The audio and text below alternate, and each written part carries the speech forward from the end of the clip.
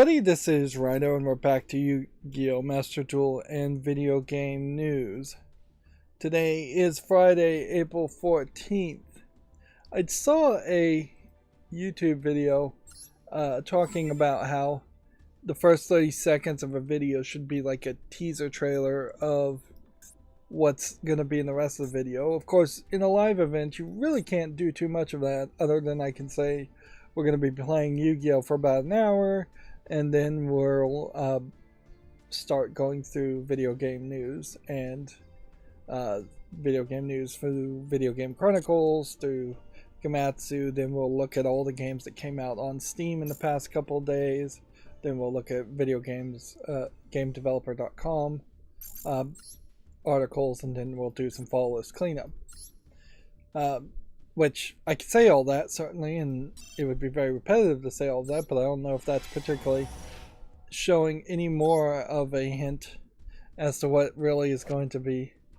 It's not showing, it's saying, but I don't know if that's really that informative. Like, all of this stuff is somewhat already in the description. So I put up a picture frame that was covering up a blank spot that once had a clock on my wall. It's a very vertical picture frame in between two windows, so it's very narrow and tall. But immediately as I started to go into this and click, it's reflecting every time the swipe happens to the right of my eye. So I don't know if I would have to put like some kind of polarizing filter on it, or if it's just not going to work in that position. It's probably best to just move it, because that's even more distracting than just having a blank wall was. That is an unintended consequence. But whatever. For the accountability section, I didn't do any more of Lego DC supervillains, which that could be a problem, certainly, that I could get lose momentum in that game like so many other people if you look at the achievements on Lego DC supervillains did. But yeah, I need to get back to that, but mostly I spent yesterday trying to get this aftermarket radio head unit installed in my car. And honestly, I spent most of yesterday trying to get the audio to work, and I was just about to give up after several hours when all of a sudden the audio started working. Inherently, in my radio, at least, there is what they call the amp C that turns on the amplifiers in cars, which are separate from the radio head units. Usually, or at least in this factory setup that it's in. And so, and there definitely would be an argument that if I was really just trying to get better audio, I would switch out the amplifier anyways, so that it would have a 5.1 surround sound setup instead of what is instead just a bunch of left and right stereos that go along the side of the car. One left front, left middle, left back type thoughts. But I'm not really trying to replace this because of audio concerns at all. If I was, I also wouldn't be installing a very cheap aftermarket radio. And cheap is relative here. Certainly that is something to also point out, that in reality, this is still the price of an Xbox Series X, effectively, or more, $500, $600 to do it cheaply, and easily $2,000, $3,000, $4,000 to do it expensive. Car radios have not gone down to a realistic price. Undoubtedly, there's probably not that much demand for them. You get whatever you get.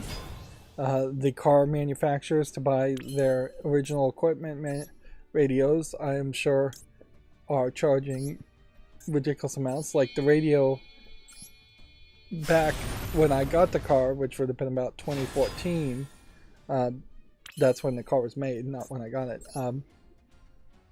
That the radio in it was like selling for $2,000-3,000, and even in 2014, it's not a good quality radio by any means. Only had DVD players when Blu-ray totally would have been a thing. Only has left and right. But I was just about to give up when trying to install this radio, and then I found out that the inline Wagyu connectors I have, which are not as good as the ones I'd gotten before, because the ones I'd gotten before were clear, and the ones I have now are that are the inline ones are solid gray, so you can't look in the side and see if the clamp has actually gotten the wire in the right place, which has led to multiple instances where I found out I have just clamped the wire directly on the rubber insulating coating of the wire, and thus the clamp is not making a connection, and thus it wasn't making a connection at all, and that's why the amplifier wasn't turning on.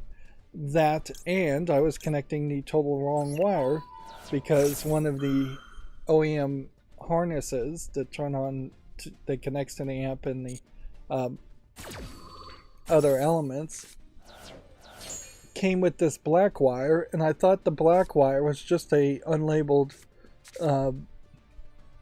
like amp C wire, and so I kept trying to connect it to that when it didn't have anything to do with that at all. The black wire was just an extra ground wire, and so I just twisted the default ground wire into the other ground wire, which is probably a great thing to do in general in a car, because you do have in cars in particular this floating ground that only is really balancing itself out to the negative terminal on your battery.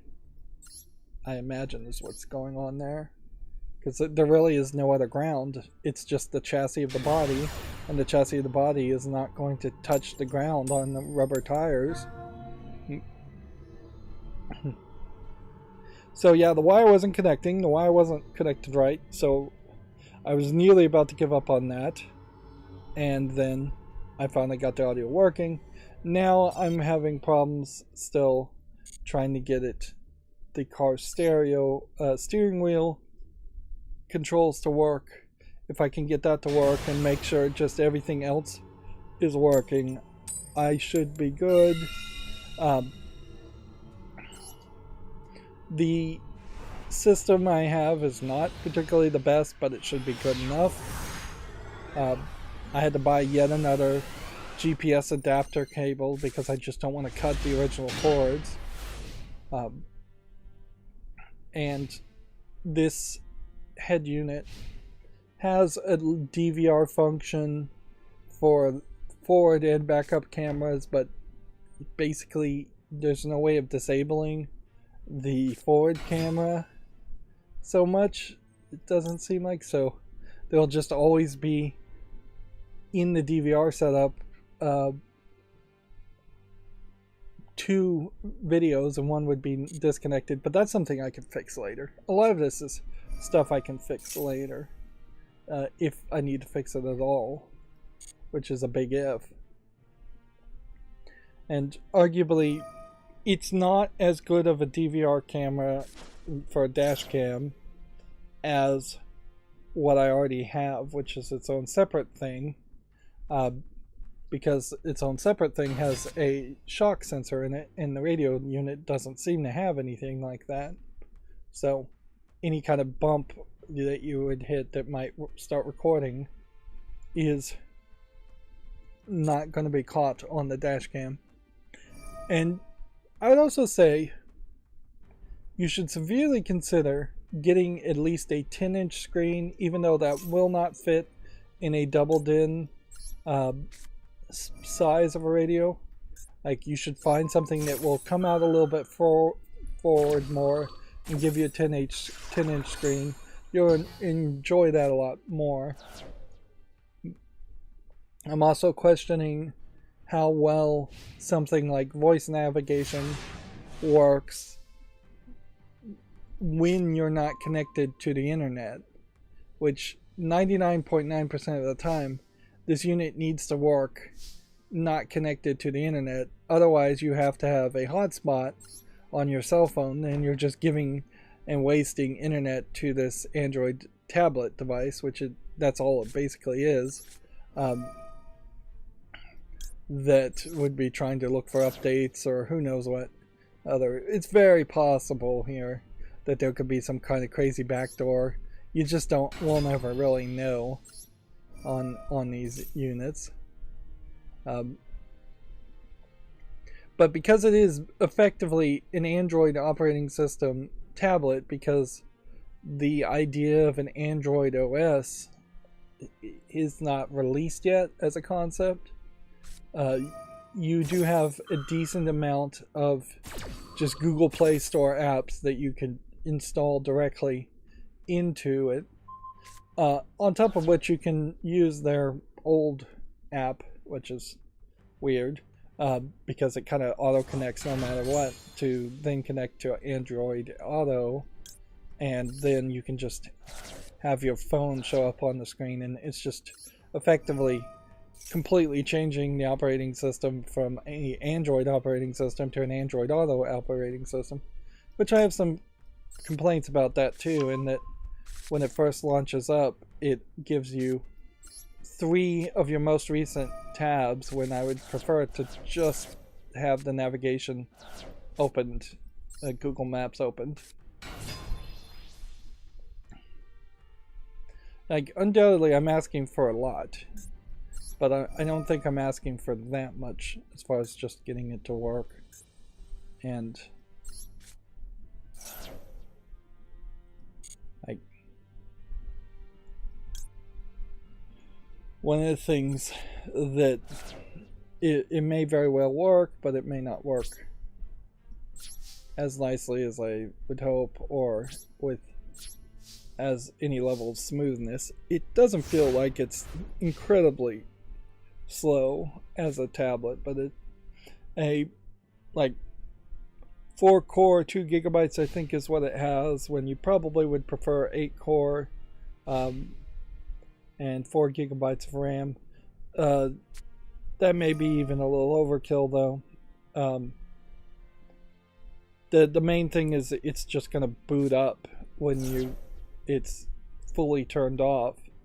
I don't know how often though it's really going to be fully turned off though.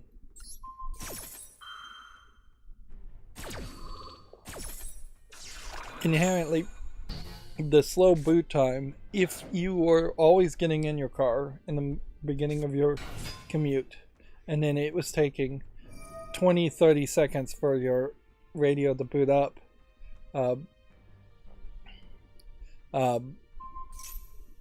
then your initial commute is turning on your car or waiting 30 seconds so you could then turn on your rear camera. We had the Great Lord on the chat, the Great Lord 123 on the chat saying hello. It is I. And then he asked, am I allowed to say hi 3 times again? No, not really. 1 hello per stream, please. So yeah, I spent a lot of time, and I'm learning a lot, certainly installing this new radio head unit, and I'm going to spend a lot of time and work on it some more after this stream, and hopefully it will all be done and working well. One of the things about the head units and using a Maestro RR adapter box to connect the digital CAN bus signal to the radio head unit that's not really compatible or directly controllable or compatible with the Maestro RR, is that there are different types of CAN bus settings, and I'm wondering if that might be a problem in the long run, or maybe I can get that. I'm hoping I can get it to work, but you're never going to get any special features. Like, there's definitely a driver I found for a different car from the same manufacturer that would look like you could then control the air conditioner via the radio unit, but you were never able to control the air conditioner in the original equipment, so it would make zero sense that there would be a feature there, uh, unless there was a better version of the radio unit that I had originally from the manufacturer, and there wasn't. I had the best that they had to offer. And inherently, this should be a thing that should be super easy, and it should be a thing that people have been doing for decades now, that they've been changing out radios, and that it should be very standard, and that there should be a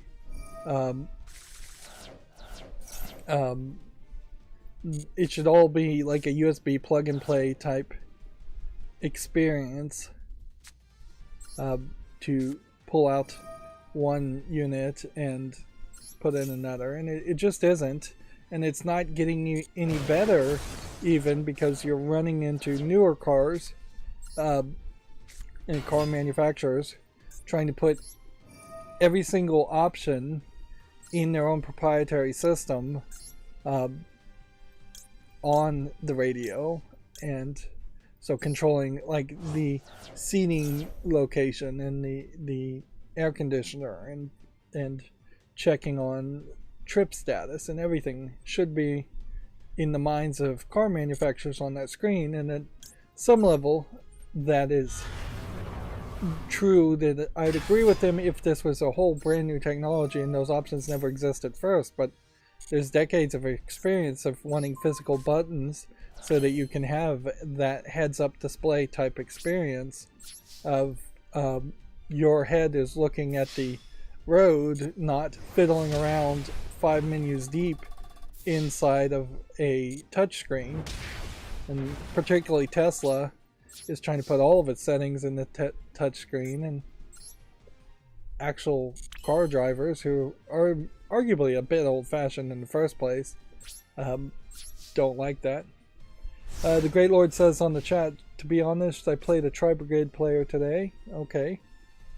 I haven't seen a lot of Tri-Brigade players lately, and I do think that there probably is a better meta deck. I just haven't done the research. Like, Tri-Brigade died probably, I'd say 3-4 seasons ago at least, as being one of the top tier meta decks, and I just haven't stayed up with it and spent the extra time to try and craft and design a new deck. On top of which, I don't want to learn a new deck.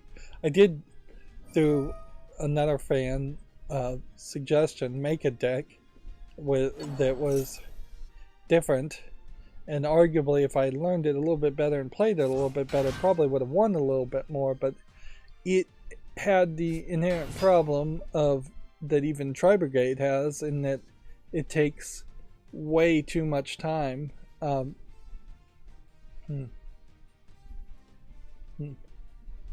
to activate all the features and activate all the cards. The Great Lord says everybody just plays Terror Elementals, and see, I don't even know what that is.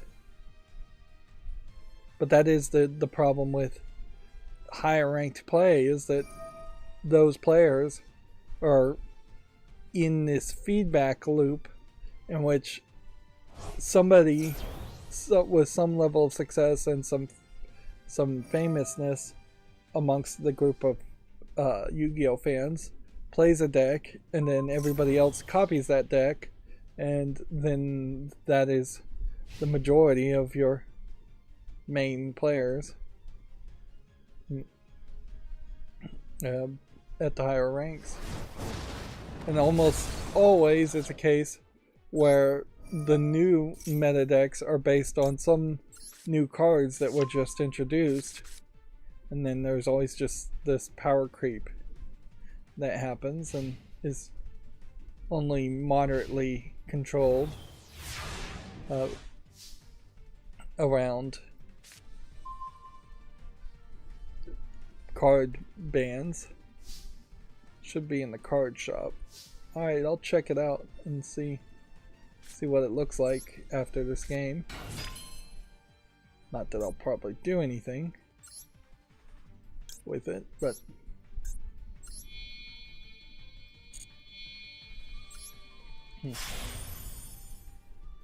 it's called something nature, says the Great Lord. Okay.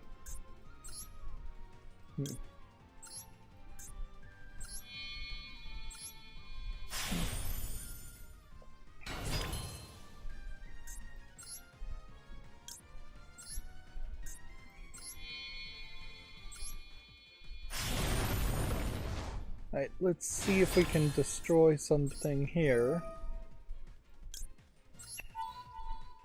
One of these two cards should be destroyable.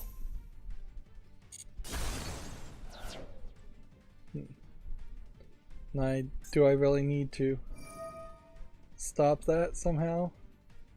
I mean, he's activating an effect. Can I activate this as a counter?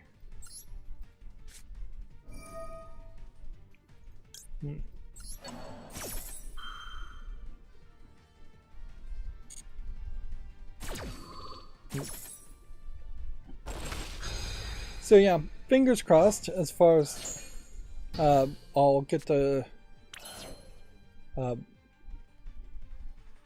I'll get all this radio head unit installed, and then it'll all work perfectly fine, and then I'll never have to talk about it or deal with it much ever again. I do have some slight concerns also on just how to wrap the cords and do that in a safe, fashionable, and non-rattly way, so it doesn't end up like causing the wires to come loose. But if everything works, I'd be glad to be done with it. At some point in the future, I will have to I would want to put a front camera on it, and arguably the front camera might be something more like a right side camera, so that you can better see cars that are coming to that. That might be a weird way to install one of those though, because those basically have to be wired and run in the rear view mirrors components, so that would be a little bit weird.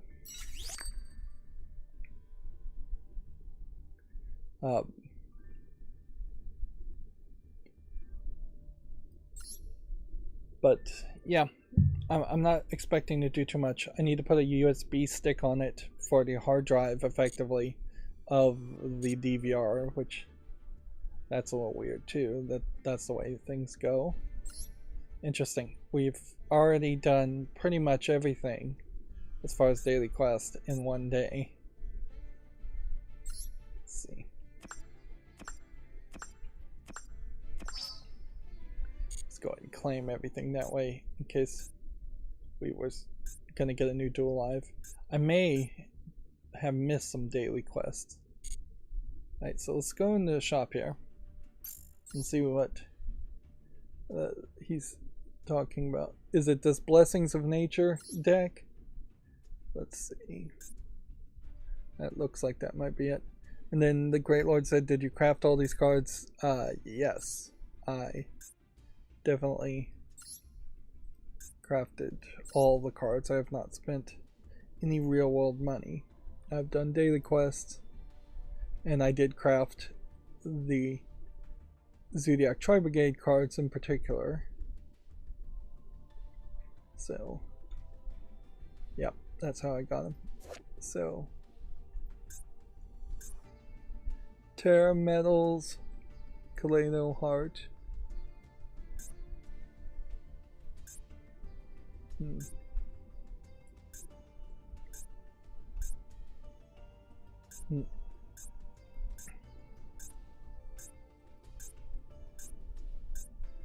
So yeah, this must be the cards that change things, because these are the newly added cards to this. This was the half Amazonians deck, which that caught my eye more than the Terra Metals characters did.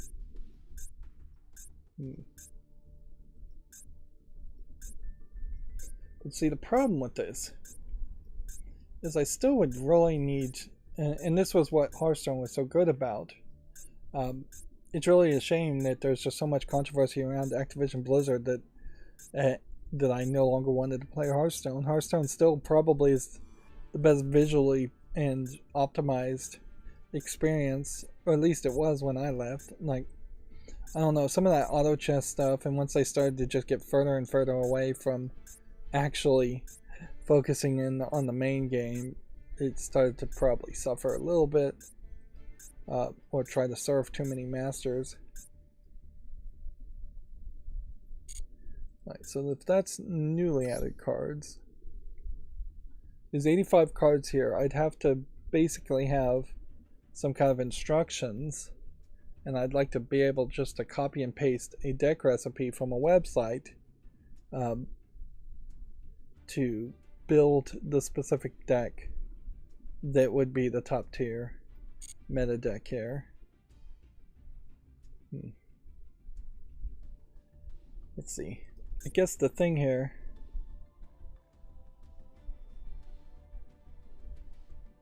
let's see.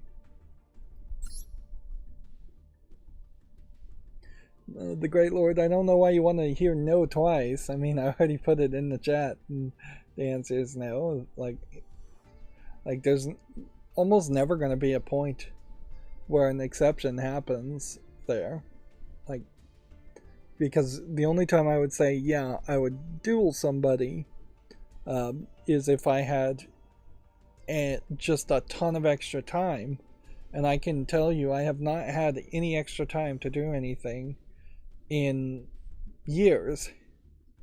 Like, it just doesn't happen that way because I'm slow and I don't have the energy for it. And I'm talking about how I'm going to spend the rest of this today working on a radio unit. So the last thing I need to do is take on a duel.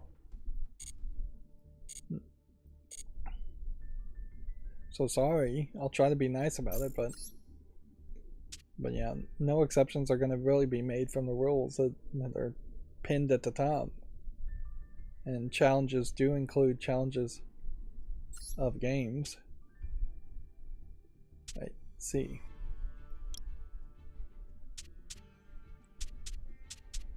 We bought this one recently and I haven't ever looked at it, and we bought this one recently and I haven't looked at it.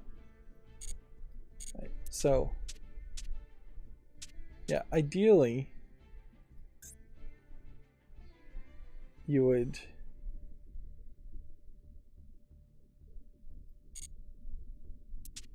hopefully that QR code wasn't anything important. Yeah, usually you would want to be able to copy from something like a structured deck here, but then you would have to figure out how to search here, and they don't have names at all, so how in the world would I be able to figure this out? Like, you can add categories when you label these decks and make them public. Don't really know how that would help you though. Like, I would have to basically type in, I guess, Terra Metals. Terra, let's see if that works. Nope. So you probably have to spell it completely to search a category, and even if you did find a category, then I just don't know how you would do any better. These tags are effectively useless. What you really would want to do is just to be able to copy and paste it. And there's just nothing like that as an option. So, as it sits, and this is why I don't spend a lot of time trying to make decks, is I would have to just go onto the website and figure out follow the instructions as far as a top tier meta deck, And then as soon as I do that, you at best have a couple of months, at worst have 1 month or less until they put out a new expansion or a new season. I'm not in the worst position ever as far as total cards that I collect. I only have at least one of, I would say, at least 4/5 of the entirety of the 10,000 cards. And I have a decent amount of crafting points if I wanted to make a deck. It's about 30 crafting points to make one ultra rare card, so like 120, 1200 maybe. Yep, it would take about 1200 to make an entire deck full of ultra rares, which I don't have that, but I could certainly make a lot of ultra rares and a lot of super rares. But yeah, it's overall just not really worth it. Meanwhile, I'm winning still, so ideally I only really want to get up to platinum, and it would be nice if I could get up to gold, but there is very little difference at the end of the season, at the end of the month, if I'm at platinum 5 versus if I'm at platinum 1. The only difference is 150 gems for each tier. There's a much bigger difference if you're at diamond 5 versus being at platinum 1, because you always fall down to the level 5, which I arguably think they should change, in that you should always fall down 5 steps instead. So if the season ended and I was at gold 3, you go back 1, 2, 3, 4, 5, I'd be at silver 3, which that would save some time certainly, but that's not how it works. This isn't very video game related, but I think it's worth pointing out since comic books often do become video games, get video game spin-offs. Comic Titans apparently have joined Comixology execs to found a new comics publisher called DSTLRY, which I assume you pronounce as Distillery. This is an interesting thought, in that this is potentially yet another attempt at making potentially a comic book publisher competitor to Marvel and DC. Of course, you have to remember that Marvel is owned by Disney, so at any point, if Disney felt threatened, they could throw millions, if not billions of dollars at the problem to destroy any competition, even if they actually felt threatened. And then DC is owned by AT&T, I believe, at this point, so AT&T could probably throw a few billions of dollars at the problem too, to fight them. Best case scenario, a new competitor would push Marvel and DC to have more variety in what they offer and embrace some optimizations as far as embracing technology and such, which almost certainly the Comixology people, execs, are going to push for more digital sales and embracing newer concepts.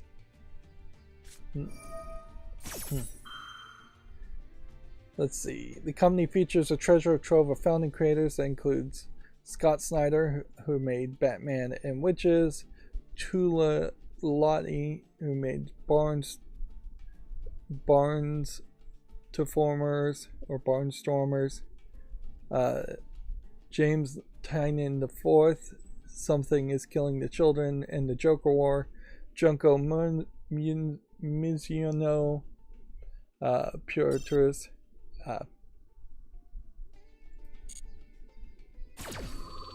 let's see. A lot of these people I don't recognize. Let's skip the names. I'll just go over the names and I'll just mention the things they worked on as either writers or animators. Pure Trance, Ravina the Witch, Detective Comics, The Mini Deaths of Layla Starr. Of course, Detective Comics means they worked at some issue of Detective Comics. Could have been one, could have been hundreds. Sweet Paprika and Mercy, these are actually more adult comics, sex comics, sex comedy things, or sex drama things. Which it's interesting that it is already starting by hiring someone kind of famous for that and not shying away from that. Let's see. I guess I can't really do much of anything else, so I'll end the turn. Lady Killer and Catwoman, Batman One Dark Knight and Witches, Wonder Woman and Batgirls, 100 Bullets and Joker. Brian Azzarello is a name I recognize too. So there's about 3 names here I recognize as somebody who's barely looked at comics, and I follow comics from the outside but don't actually buy or read comics. Love Everlasting in November, Grimm and Harley Quinn, Spider-Man and Skyward, Adora in the Distance, Star Trek Picard, The Wicked and the Plus the Divine, Captain Carter, Why the Last Man, and Snow Angels. Let's see. More founding creators, creative teams, and publishing rollout to be announced later this year. So that feels like that is a fairly big amount of people there. That being said, it isn't incredibly uncommon. I think this has happened at least 2 or 3 times before, where creators have left Marvel and DC for some third-party company, and it really hasn't gone anywhere that far. Like the whole Spawn comics and the publisher of Spawn comics was one of those ideas, and I think at some point, not Spawn, but a different company did something similar to that, where a bunch of artists created their own artist-owned co-op type company, artist-owned company, not really a co-op, and then it just got acquired by DC. Yeah, DC has, I think, been in particular kind of bad about acquiring Wildstorm, was one of them, I think, at one point. And in DC's case, it's kind of hard to tell which instances were a label created by DC to just sell more comics, and which ones were originally their own independent companies.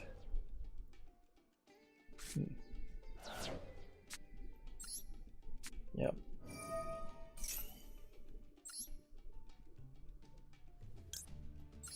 Yeah.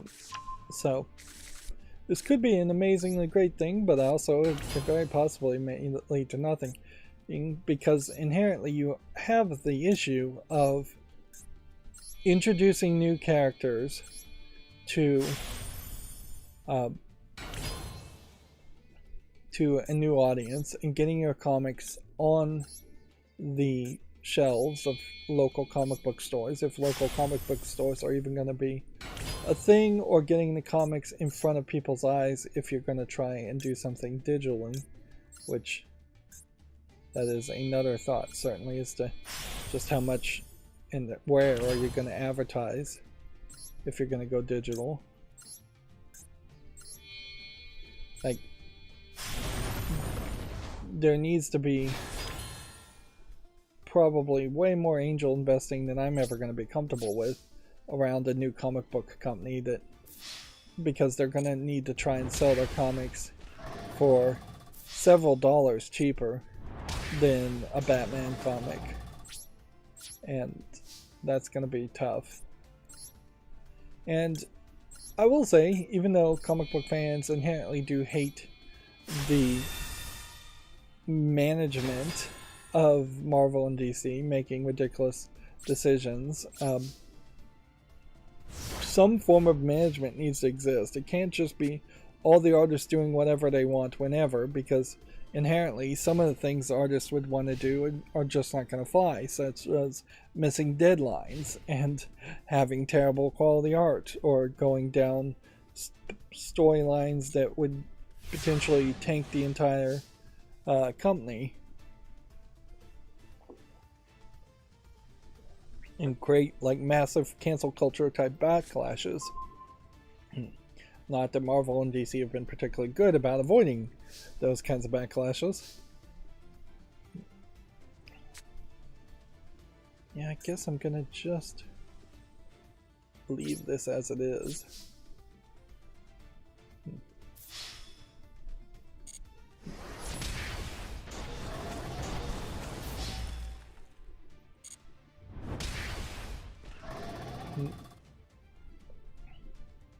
It would be interesting, certainly, to see it succeed, though.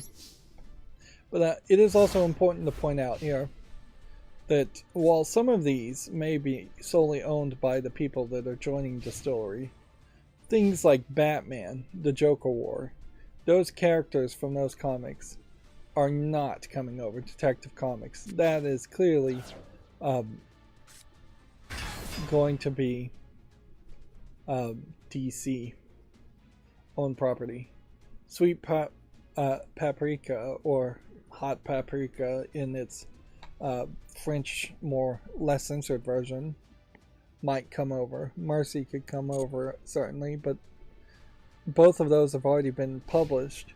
Anything that actually would be published by Distillery would have to be either continuations of things that already exist, of characters that the artists wholly own the rights to, which very little of characters do, or it's all going to just be new announcements. Why the Last Man is finished and wrapped up, and I honestly don't think it wrapped up particularly well, even, so...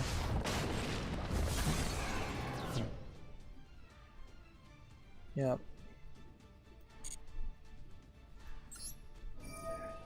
So, yeah. If I even manage to get more news on this Distillery, if it actually becomes anything, it is going to be a lot more interesting when they start announcing new things.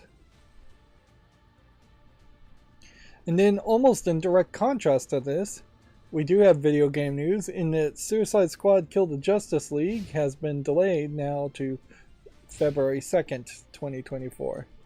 They say they made the tough decision but necessary decision to take the time needed to gain the game to be the best quality experience for players. Thanks for amazing community for the continued support, patience, and understanding. There's much more to share in the months ahead, and we look forward to seeing you in Metropolis next year. So it's taking place in Metropolis. I don't even know if they ever managed to mention that.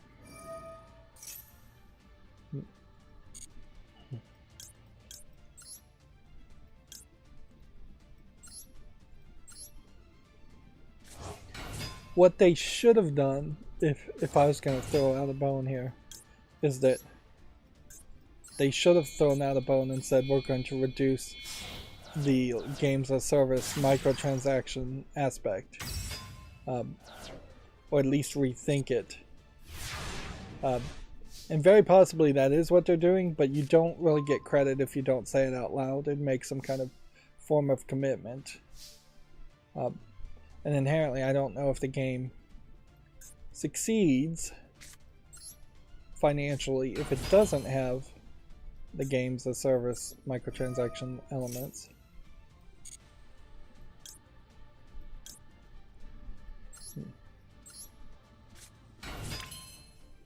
Alright. See if we can link summon using this, and this.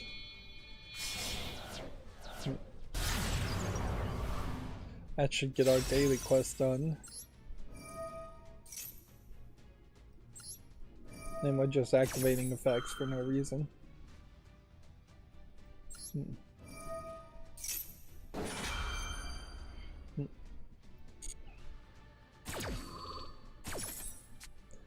don't know how much more video game news really has happened. We'll have to go through it and we'll have to see. I haven't heard of too much happening, but I haven't been paying too much attention. And obviously, if I was in the mood to play games over the past couple days, I could have done it, because I also have been spending a lot of downtime relaxing, watching Uncle from Another World on Netflix. I think that's probably a very interesting little anime thing. It feels like it's not a 4-comic web comic, but it definitely says web comic on it. And it is shorter episodes where this guy seemingly actually got isekai, sent to another world and given magical abilities, and it was there for his entire youth, and his body was like in a coma in the real world. And so now he is like this 40-year-old uncle that has come back to Japan and living with his like 20-year-old nephew, and he's telling his nephew and her wannabe soon eventual girlfriend, his nephew's eventual girlfriend, a bunch of stories, or he's actually showing them videos using magic of what he did in the other world. But the uncle is definitely a shut-in who's just obsessed with Sega and video games, and so his entire reference is from that. And he comes back and he's just using magic to be a YouTuber, and it's very silly as far as just like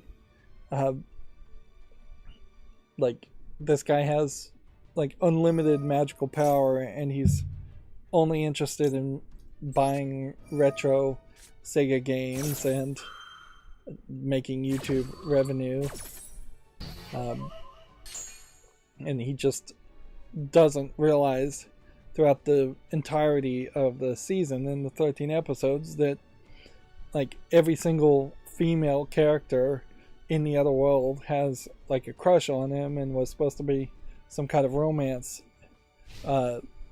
plot, and he just doesn't interpret the situations correctly and thinks they all kind of hate him or don't have any level of interest in him. And so, yeah. It's hard to say anything really would spoil the story there, but it is a fun experience, I'd say, to watch. It does kind of never promise much as far as plot goes, but I could see some people being upset at the end of 13 episodes that this was one of like 15 years, that the first season was one of 15 years that he was in the other world.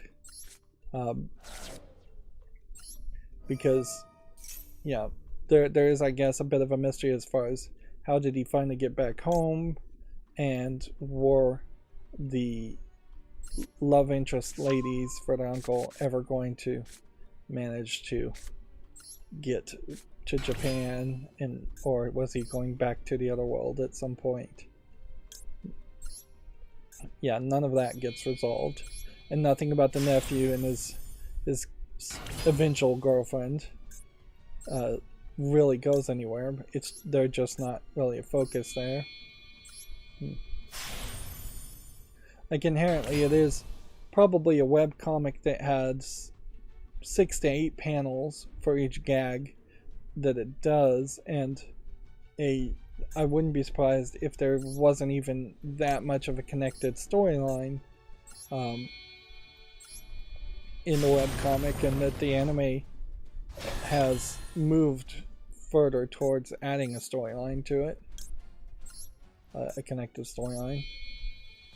But it definitely feels like a show that's not really trying to go anywhere. It's like a Seinfeld-esque show about nothing type experience, where it's you don't really have to feel like it's going anywhere. But yeah, I enjoyed that. We're watching that while I'm relaxing and not stressing about whether or not I'm gonna short circuit the car by the radio. There is definitely a chance there where if you take the big thick yellow wire, which is, or the big thick pink wire, which and short circuited it to the big thick black wire, you would be short circuiting your car battery and potentially starting it on fire, like probably just ruining the car battery if you did that. But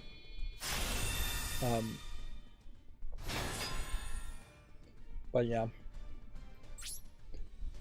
there's fuses probably further up the chain to stop that from happening, and there are fuses further down the chain to stop that. In fact, the cable harness that's called a T harness because it splits some things to the Maestro R and some things directly to the radio. The cable harness has a fuse on it, and then the radio itself has a fuse on it. So, and the old school car radio fuses, which is fine. No reason to really reinvent the wheel on that. Well, in a lot of ways, though, it would kind of make more sense if they were thermal fuses, which is the more standard way you would do things these days, is that you would have a thermal fuse in a circuit, maybe at 12 volts and very high amperage. Thermal fuses don't work, but most things have, instead of plastic fuses that you have to pull out and replace when they get blown, a thermal fuse that looks like a circular ceramic disc with two wires going out the bottom of it. It looks kind of like a capacitor, a flat capacitor, not the tall cylinder capacitors you'd be used to seeing. I'm sure most people aren't used to seeing any kind of capacitors. But yeah, a thermal fuse will just spread physically the connections apart as it heats up because of too much amperage, and then it will just naturally cool down and reconnect it.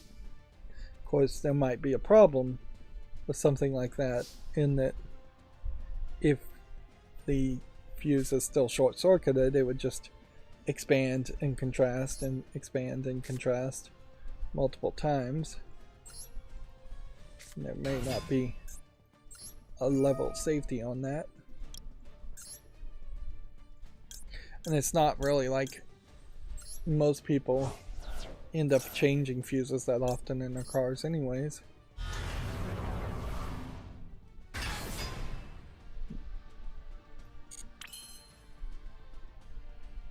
Okay. Think we can win here, so we'll do that.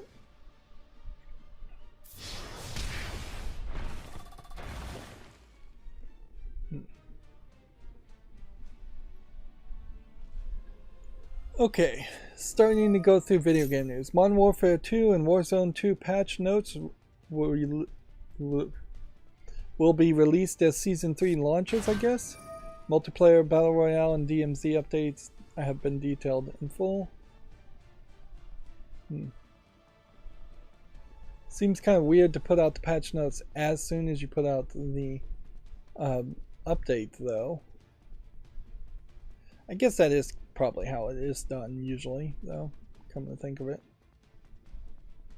Alright, well, we destroy this,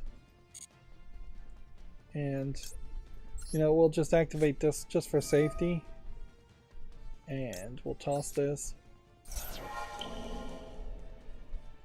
That way anything this tries to activate won't work.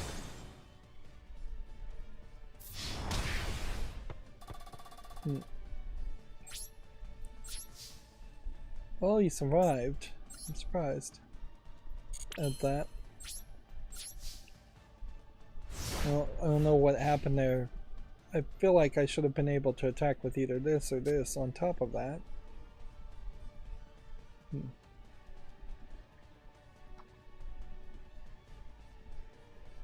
Let's see. This is an interesting choice in that they've used the exact same screenshot Video Games Chronicle has for the next article. Gamers have filed an amended lawsuit to block Microsoft Activision's merger deal or acquisition deal. The group's original legal challenge was dismissed in March. So, very basic,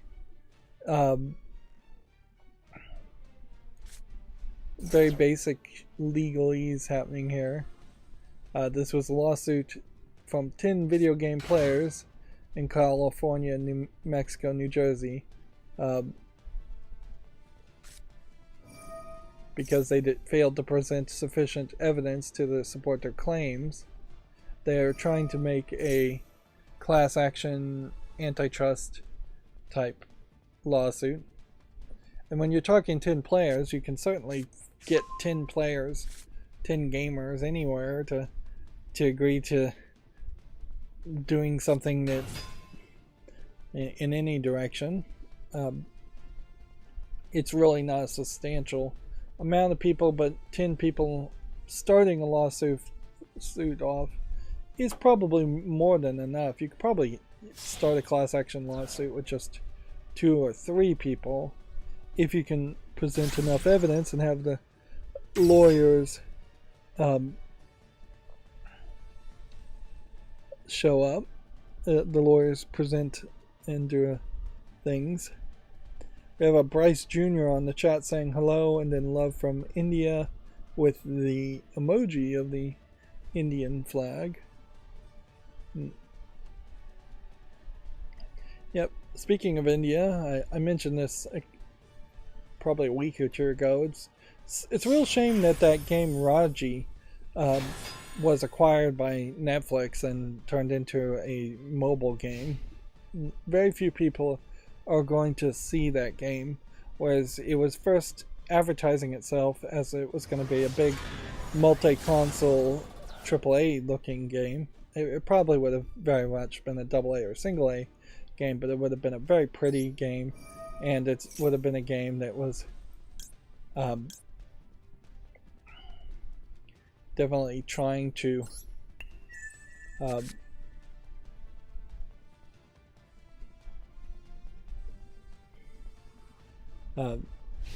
definitely trying to be a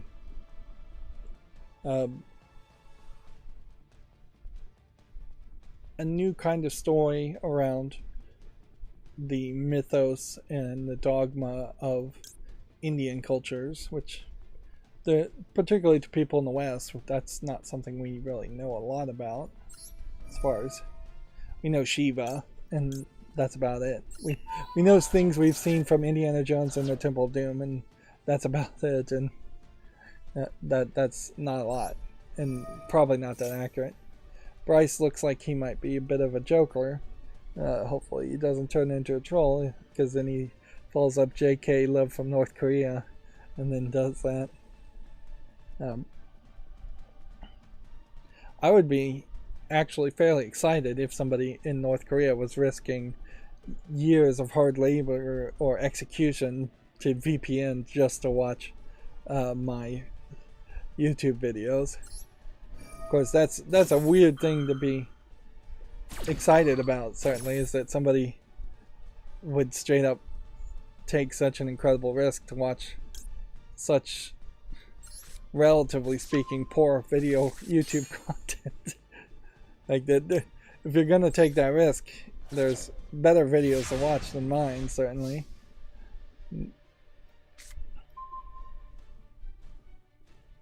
I always tease with the joking conspiracy theory that there's absolutely no chance this is true, but it would always be a funny twist if it turned out North Korea was this secret utopian Wakanda-like country, and that all the other countries around the world just lie about North Korea being incredibly impoverished and poorly developed, just so people don't try to flee to North Korea and live in that Wakanda-like high-tech, super advanced, full of resources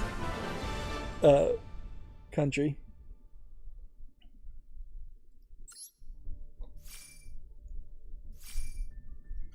But yeah, like I said, there's no way it's true, because there's just no way that you could have had a massive boost in your economy that wouldn't have led to some kind of export trading that would have highlighted an advanced technology. If you had something like in the example of Wakanda, they have that vibranium mines, and the vibranium powers like all their technology and makes them super advanced. But there's just no way you would have found the vibranium mine and been able to figure out how to use the vibranium and develop it into technology before you either actively started trading with the other people around the world, or somebody would have smuggled some vibranium out to another country. If it was something like there was a colony on Mars and they came across some kind of vibranium technology, then that would make some sense. But yeah, land borders just are going to allow smuggling to happen, and smuggling and spying. If you were your own island somewhere, and like, it's possible something like that can happen, but it's unlikely a isolated island would have the technology to mine and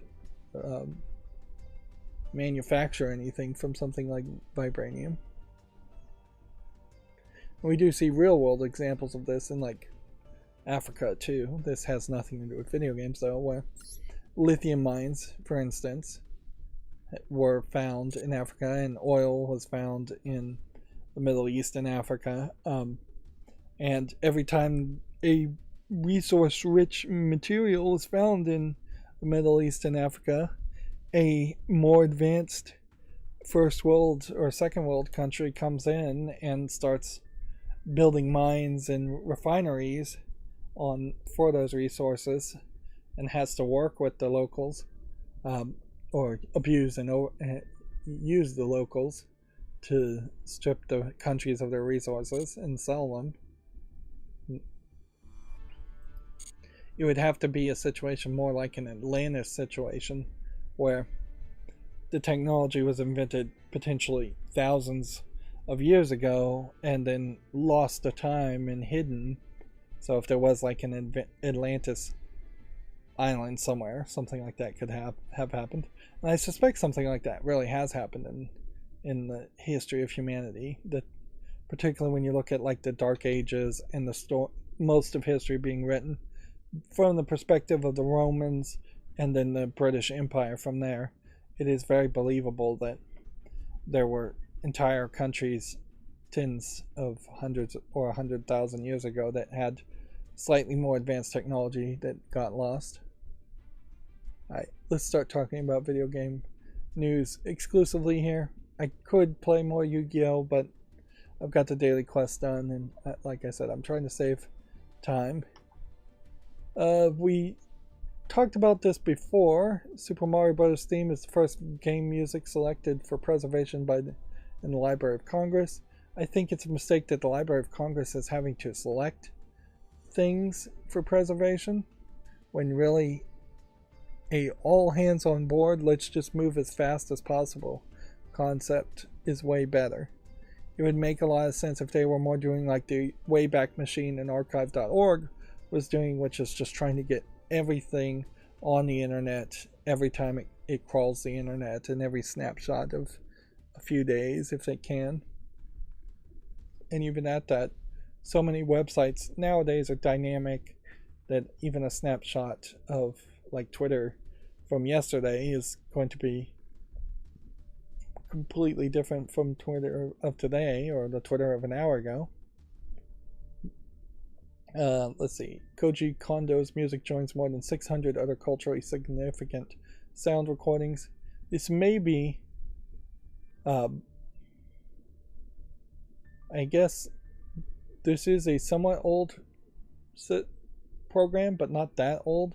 2002, they've been doing the recording registry, a list of sound recordings that are culturally, historically, or aesthetically significant and or inform a reflective life in the United States. Of course, the Library of Congress really only interested in the United States. And then they are only selecting 25 pieces of audio recording since then. So you're talking 20 times that plus 25. So 500 pieces have been 525 pieces. Yeah, that's not a lot of sound effects. And here you have Video Games Chronicle, once again choosing a weird video because they feel it necessary to have a video in every single article. So they have the Jimmy Fallon singing with all the actors from the Super Mario Brothers movie singing along.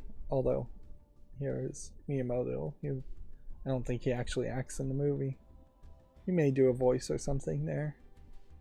625. My math was wrong. 625 MP3s though.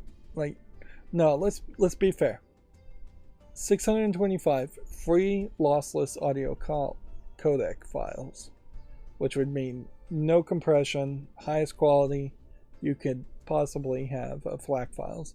I don't think there's anything else higher that you need for a fully produced finished piece of music. Yes, you could get, I think it's called DAW files, if you were trying to get individualized tracks separated out for audio sweetening and manipulation in an audio editor. Like, yeah, I'm sure the Library of Congress would be interested in having DAW files if they're available, but in reality, you could get 625 FLAC files on the size of a micro SD. Probably 16 gigs, maybe 32 gigs. Not a lot. Not a lot of space being committed to that.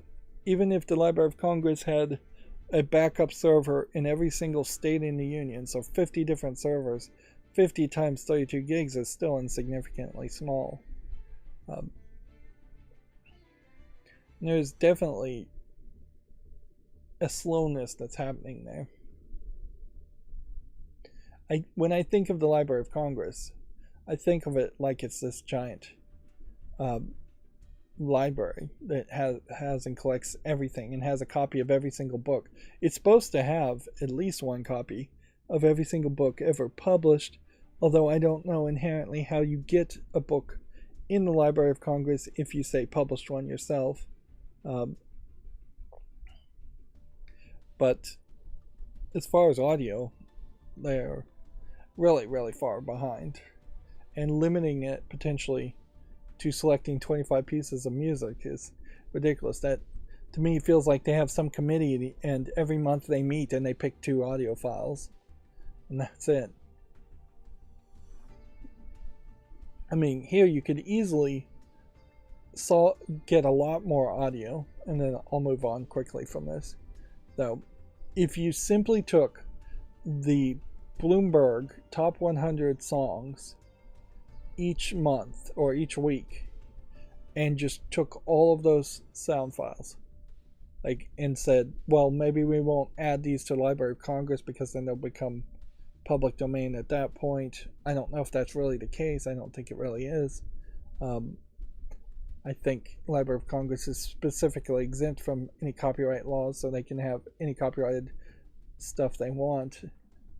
And there is definitely some pushes to straight up shut down some libraries. I've seen some stories of just, we can't, people in Texas and people in other right-leaning Republican-run states have been shot down in the courts as far as censoring what books can be in the library. So now they're just straight up trying to shut down libraries altogether, which is the ultimate form of censorship. But yeah, you could easily take the Bloomberg top 100, or whatever top 100 you want to pick, or all the top 100s that are big enough as far as songs playing on the radio, and have all of those songs added. And you would have not exactly 100 every month because there would be some overlap, but you could easily have have a large amount, somewhere around averaging, I would say, 50 to 60 new songs each month being added. You could also certainly say, like, the entire album of Dark Side of the Moon, that album probably has 12 tracks or more on it. So that would be an easy 12 songs there just by picking any random album. You could do the entire Beatles catalog, and you'd probably have more than 625 songs. You could do every single Weird Al song ever made, and you'd almost certainly have more than 625 songs. Like Michael Jackson, things like that, just Prince, that you can easily name some huge ones. And you can go back to and get like Elvis or Chubby Checker or Frank Sinatra, like really, really old song singers. All of their discographies could be in the Library of Congress easily, to have that number go up. I mean, it's not crazy to potentially have all of the discography of several different audiences just on your own personal hard drives and phones and servers, if that was a thing that people did instead of just listening to Spotify. Moving on, back to video game news though. Capcom is teasing big news for a Street Fighter 6 showcase next week. The Ubisoft Plus subscription service looks to be set to launch on Xbox imminently.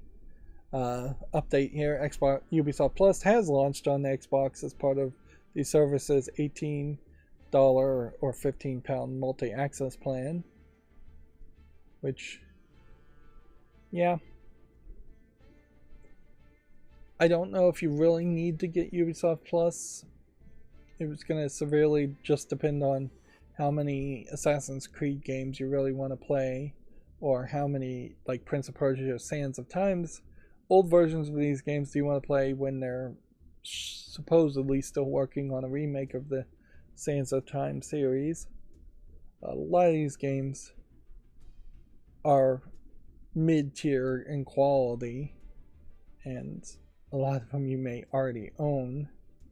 Of course, I guess if you've been doing just the Xbox Ultimate Game Pass thing for your entire gaming life, and you just don't own the rights to any games in a more permanent fashion, this might be an idea. Although it also would probably be smarter to just start to buy things. Almost all of these games are available on Steam and would be available on Steam sales. This Scott Pilgrim game may gain some interest as they're making a new Netflix Scott Pilgrim anime with the voice actors from the live action Scott Pilgrim, the actors from the live action Scott Pilgrim voicing the animation. It's not really an anime. But I'm not sure, like, Watch Dogs Legions is really that relevant, or even Far Cry 6 or Mortal Phoenix Rising. Let's see. Moving on, Sony veteran Shuhei Yoshida is now a PlayStation Stars digital collectible. Users need to play one of Yoshida's recommended games to unlock the PlayStation exec. This is, I think, part of this expanded concept that they're working on as far as having digital collectibles. At some point, I think it's going to try to be like NFTs, but maybe not having the money aspect of NFTs built into it. PlayStation Stars launched last year, and it gives you loyalty points and digital collectibles. Here you can see the bobblehead. See if it bobbles. Yeah. I don't think this is the first time Shuhei Yoshida has been put inside a video game. And if anything, it might highlight that particularly in Sony, they like to do these jokes where they are making the managers at Sony big celebrities when they really shouldn't be celebrities at all. People shouldn't know their face or name. Particularly in Japan, it seems like people are trying to idolize the managers, when if you take an objective step back, there's definitely a lot of room to criticize Sony veterans and Sony management, because they're just not really doing a great job as far as making a ton of great first party games or having a lot of interesting features on the PlayStation 5. And most of Sony Interactive Entertainment at this point, for the past few years, has been run by Jim Ryan, Sony of California, as I call it, not Sony of Japan. So there's only really a few Sony Interactive Entertainment Japanese projects left. It's mostly just making the few Japanese focused, Japanese centric PlayStation games, which they're not even really focusing that much on. Moving on, Diablo 4's seasonal story content isn't a new campaign. Battle passes will take 80 hours to clear. The franchise boss wants to manage expectations for those expecting epic new storylines. So the seasonal content, I assume, might just be skins. Like around Christmas, all the demons are wearing Christmas hats or something like that. Or it is just a slight variation, like one season everybody does more fire damage, next season everybody does more lightning damage, things like that. 80 hours to clear the battle passes. I'm not sure how long it takes to beat the main game, though. I don't know how many people really even want to play Diablo that much. There's just a wide difference between playing Diablo 1 and Diablo 2 in the 90s, when you would have only owned one game, more than likely, and there really would have only been one or two games out over the course of that entire year. We're just in such a very different position where you don't have to make things last at all. We have someone on the chat called Sophie Wilson saying, "Hi, how are you? Doing all right? Hello." But yeah, we're in just such a different experience now, where Diablo 4 really could be a 60-hour game with DLC included, and as long as people enjoy that 60 hours, people really wouldn't complain. And particularly in Diablo's case, there is always this implication that you would have 5, 6, 7 characters you could play as, and in reality you really were only going to play as one or two of those characters and play the game once or twice. I probably played Diablo 1 once and maybe played Diablo 2 twice over the course of my lifetime.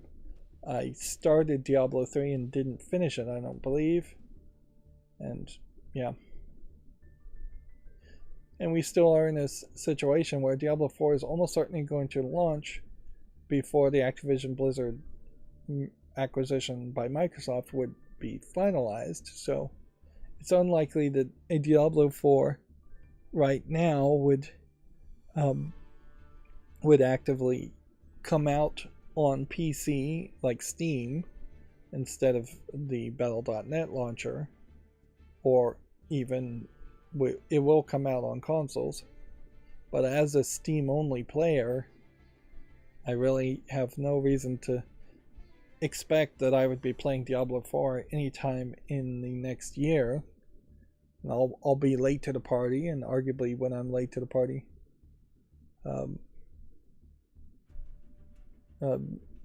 things will be different. Patches will happen. Sophie asks, will there be more story DLC for Diablo 4? I can only scroll down on this article and see. I would suspect, if you were to look at the history of what they do with Diablo games, there's usually at least one big expansion DLC that does add some form of story continuation there. But they are doing things.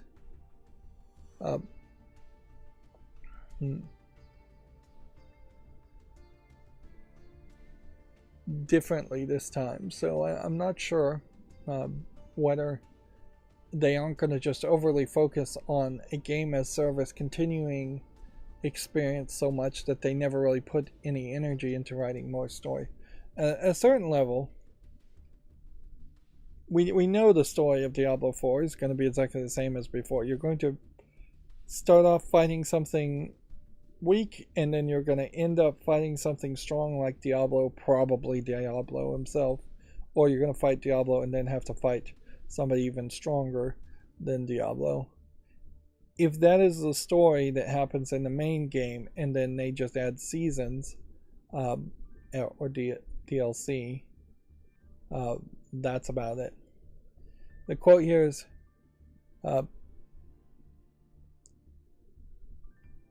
says, seasons...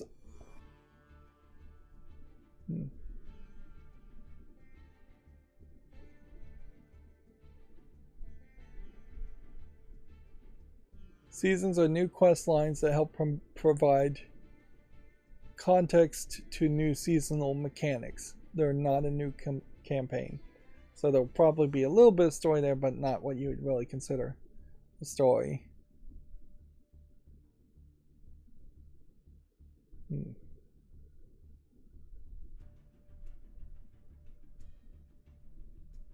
New quest lines would be available as part of the free path in each season and wouldn't require players to buy the battle pass to access it. The game won't be playable offline, which, yeah. So, scrolling down here, it doesn't seem like there's a full commitment to new DLC story at this point. I wouldn't be surprised if there isn't really a full commitment there.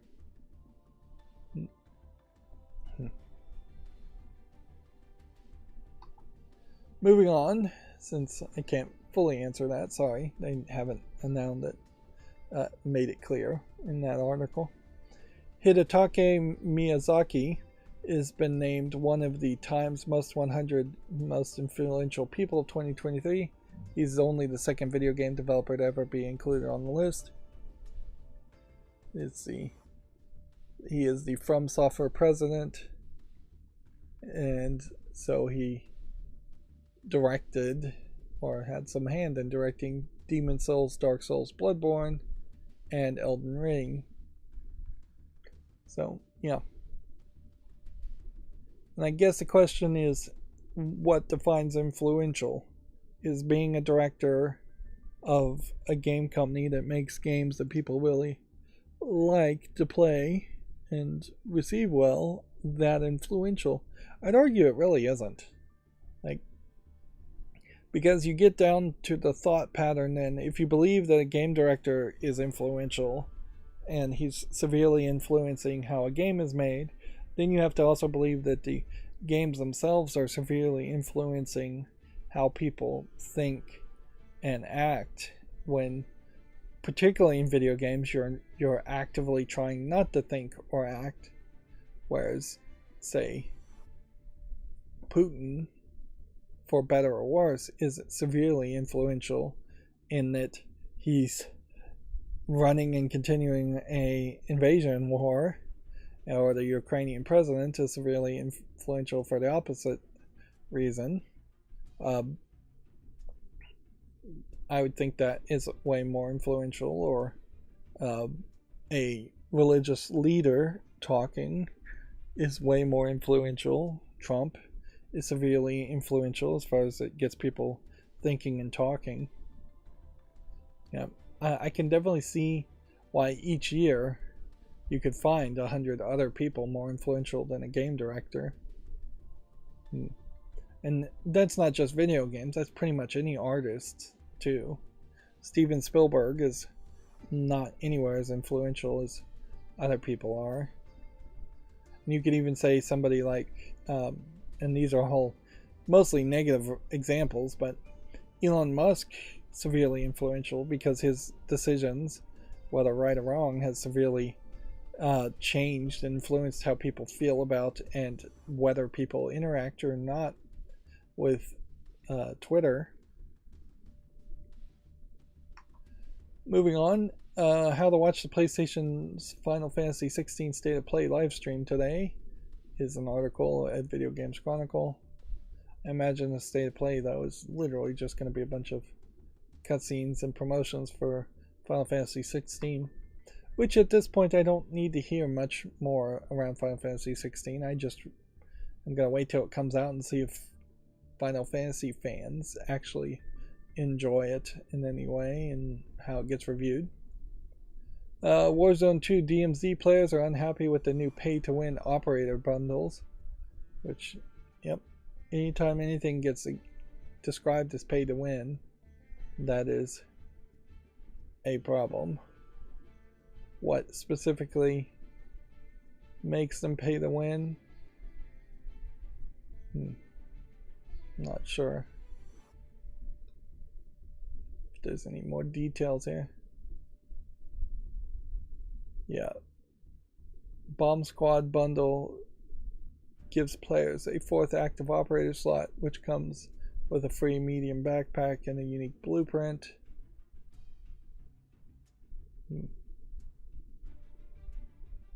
Further operators are planned that will also start games with significant advantages such as UAV or the ability to self-revive. Yeah, that definitely seems pay to win when you start with a whole extra character with extra items. Nintendo has published the final Zelda Tears of the Kingdom pre-release trailer, which I guess you can check that out if you're interested at Video Games Chronicle or elsewhere, I'm sure. Nintendo's YouTube page. Subscription service Ubisoft Plus is now available on Xbox console. This is the same story, basically, that Video Games Chronicle already talked about, and they're just repeating themselves. You do get a full list here of everything available to you. Although, interesting, they've kind of lost the numbering system here. Like Assassin's Creed, the Ezio collection is the oldest games, and then Assassin's Creed 3, but seemingly no Assassin's Creed 1. And these are labeled as like gold editions, deluxe editions. A lot of these older ones also would not have their like multiplayer functions that they crammed into Assassin's Creed working at all, so it's a problem there. And arguably, I've definitely spent a lot of time thinking about which of the Far Cry games I'd play. I'd probably want to play Far Cry Primal or Far Cry 3, and Far Cry 3 Blood Dragon might be good arguments too. Probably not Far Cry 4, but maybe. And then you start to get to like Far Cry 5 and 6, and I don't even know what New Dawn is. The latest ones, almost certainly not. Unless I just somehow really love the Far Cry series.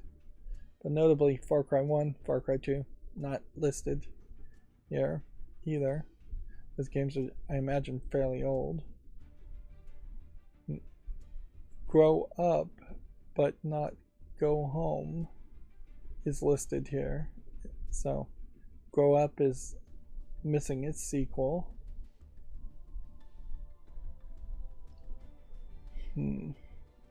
Yeah, it doesn't seem like it's really that big of a list. The 2 South Park games. There might be a Division 3 or Crew 3 that's not here. Zombie. It's not really a game worth playing. There was a Watch Dogs 2, and a Watch Dogs Legion. I didn't even realize there was a Watch Dogs 2. I thought Watch Dogs Legion was Watch Dogs 2. If you like Trivial Pursuit or Uno, this subscription service might make a little bit more sense. But this really isn't that big of a list. If just over time, through Steam sales, you were buying the games you cared for, it probably would cost you less than a year of paying $14.99 a month. Yeah, you're almost certainly going to spend less than $150 buying your selection of these games and then permanently owning them on Steam. Let's see. Next week's free Epic Games Store titles have been confirmed. Beyond Blue and Never Alone will replace Mordhau and Second Extinction. I don't know Beyond Blue. Never Alone is a game that I've tried to think about playing multiple times and never gotten around to actually playing it. Where you play as a little Inuit Eskimo girl. I don't think you're supposed to use the phrase Eskimo anymore, but whatever. In a little platforming game. Let's see. EA will release its first-person magic shooter Immortals of Avium in July. This has a two-human visual appearance to it, which at a certain point two-human was a science and magic interconnection concept. It's a little surprising nobody took that visual aesthetic from Two Human and stole it. But yeah, the actual gameplay in Two Human, those concepts evolved into better games, and those better games depicted things in a much better way. And arguably, the Viking concept stopped being popular after Two Human and then has now become more popular with the God of War reboots, God of War Ragnarok. So we've gone a full cycle, if not 2 or 3, as far as Vikings being cool. Let's see. I'm not going to promote the VGC podcast. Microsoft, however, is promoting the Activision Blizzard acquisition on London Underground. It follows similar advertising in several UK newspapers earlier this year. So yeah, they definitely are doing a public outreach campaign. I don't know why, though Microsoft would feel the need to try to influence the public. Maybe the public really does have more influence around politicians in the UK, whereas in the United States they really don't have to do that, because it's probably just easier to influence / bribe the US Federal Trade Commission people. Moving on, we already talked about this, but Suicide Squad Kill the Justice League has been delayed to 2024, February 2nd, 2024. No real statement or commitment as to what potentially might be changed, if anything's going to be changed. If anything, it feels like it's just going to be polished and optimized. And inherently, I guess this creates a problem for DC if it takes too long, because Kill the Justice League is really not going to be part of the new era of Gods and Monsters that they're trying to promote at DC. Like, they basically are trying to wrap up everything as far as the CW shows that can't be squished into a new DC cinematic universe. They're trying to wrap up all the movies that have already been released or made, and then they're trying to start all over again and have a more combined, consistent experience. So this Suicide Squad, based off of Suicide Squad movies, no longer has a home or a place at DC. It doesn't really have to, but it's going to be weird if they released a new Suicide Squad movie and it is different looking characters or different actors being face scanned compared to this game. If this game particularly became popular and long lasting, which it's not really likely that it would be that long lasting. DC Comics is never going to be beholden to what's done in the video game anyways, at least not anytime soon. So they could make a video game set in an alternate universe just fine, even though I think DC is trying to probably avoid alternate universe stories. Moving on, Cliff Blazinski says to stay tuned for Lawbreakers news. The well-received game was taken offline in September of 2018. Well, the idea that 5 years later there would be a new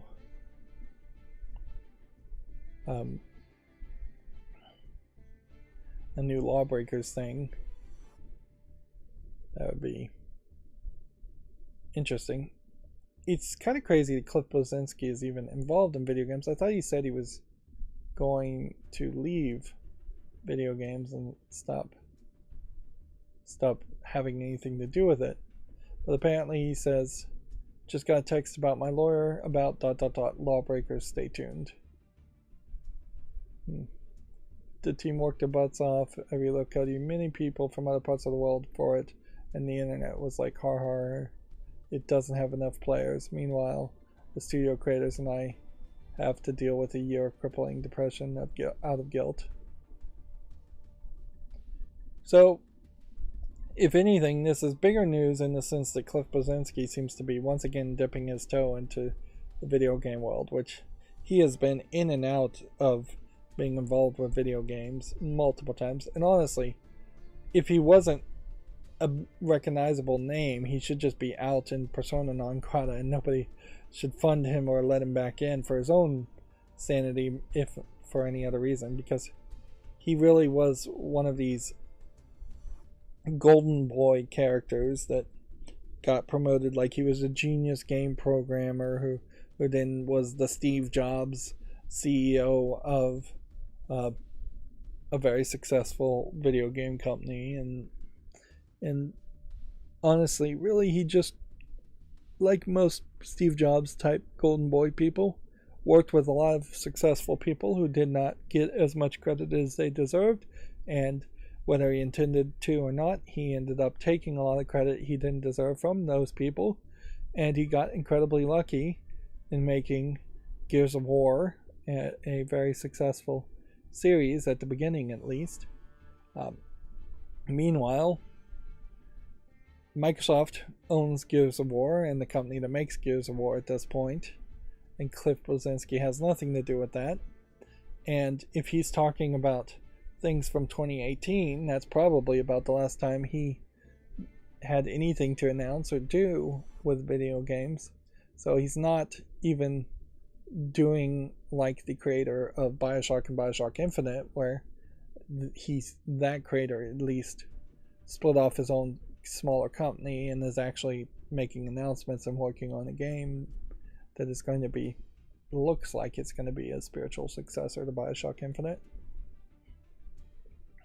Even if this game Lawbreakers did come back into existence, almost certainly that ship has sailed. There's almost certainly no chance that this is going to be something you would still want to play in a post-Overwatch era.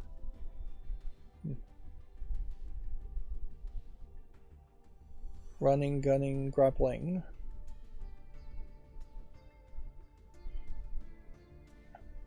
Yeah, I'd think you'd have to make a whole new game on a whole new engine with considerably faster graphics, while still also going for that same incredibly fast movement. If anything, this might be a game that's kind of the opposite of something like Counter-Strike Go, that it might have been super popular, but being taken offline, now it would have lost its audience, whereas Counter-Strike Go was super popular and just left to be online forever, and that's why people still play it, is that it has become a very comforting, consistent experience. It's probably the exact same reason why people would still be playing like World of Warcraft, is that it's been online the whole time. This is interesting. Bethesda has added de novo DRM to Ghostwire Tokyo, as it's confirmed Redfall will have it too. I don't see any reason why you would add de novo into a game that's already been released. That seems kind of crazy.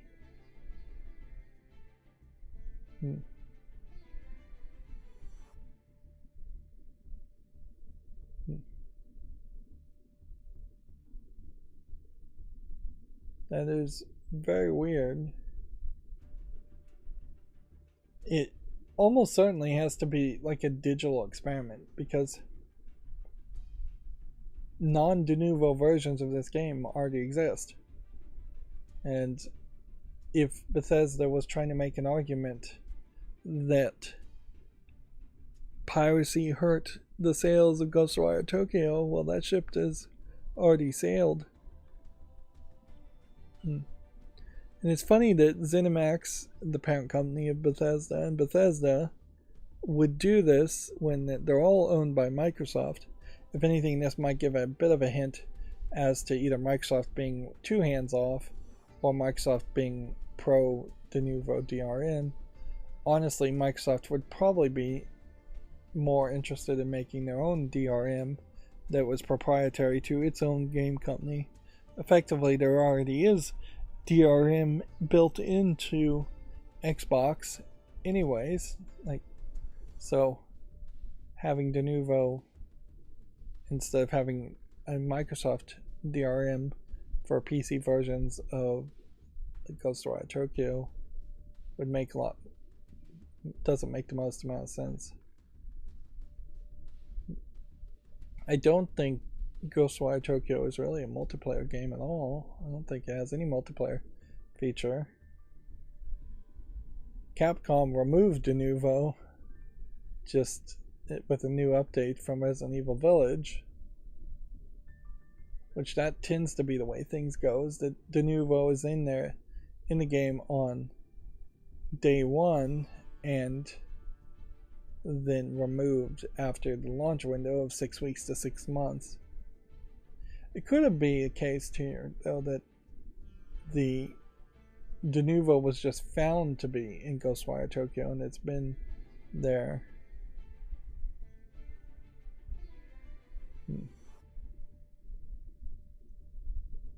That might be the case.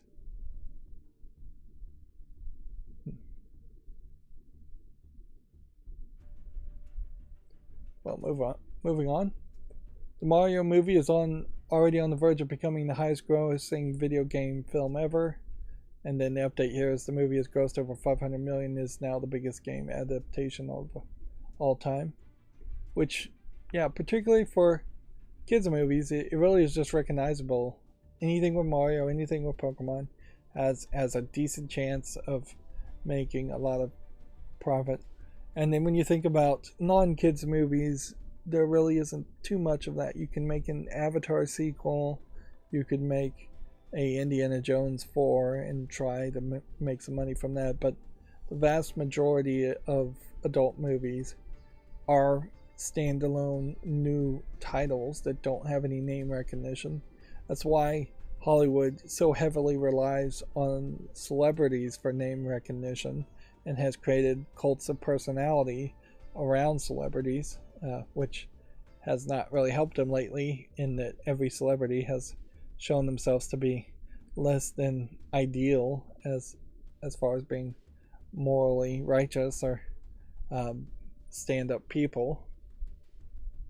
Whereas a cartoon Mario, being animated, has never really done anything too horrible, throwing penguins off the side in Nintendo 64 excluded, or punching Yoshis in the head in Super Mario World.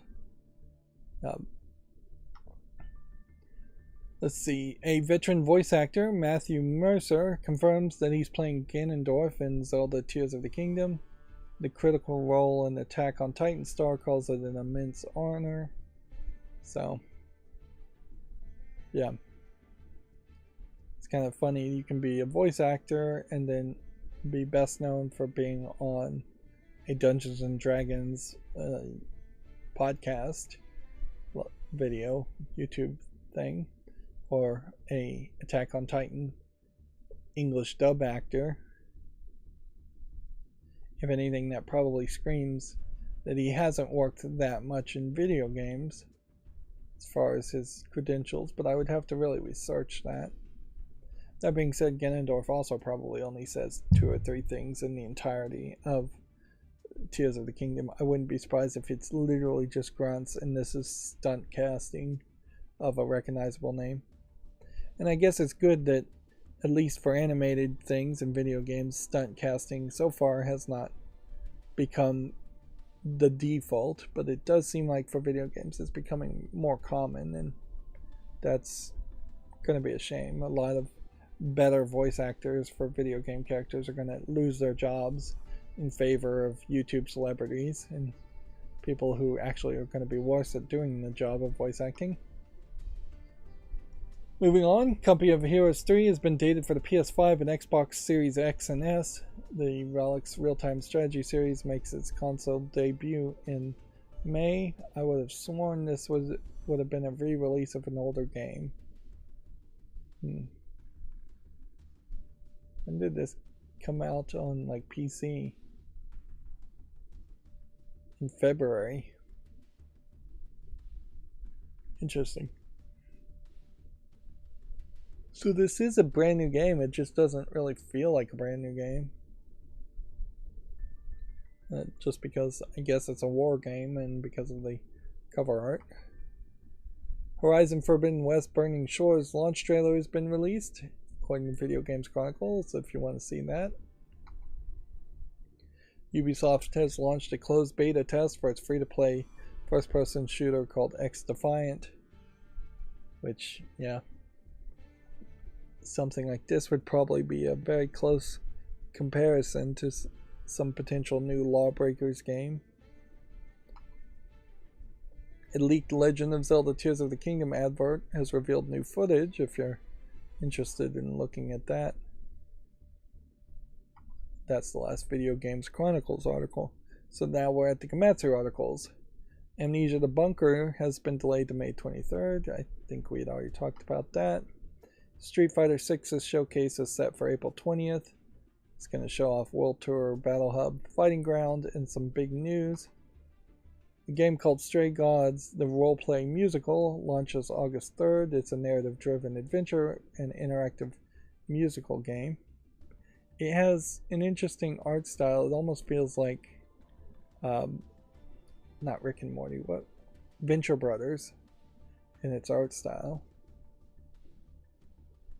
There's a concept called Cal art, for like California art, that I really don't know what California art looks like, but it's the general concept of like Adult Swim and other cartoons like that would have been on Cartoon Network. But then if you think of like the art style of Rick and Morty or the Venture Brothers, and then you try to compare it to like Foster's Home for Imaginary Friends or Ren and Stimpy or anything like that, like almost all of that is probably something you might call California art, but it's all drastically different.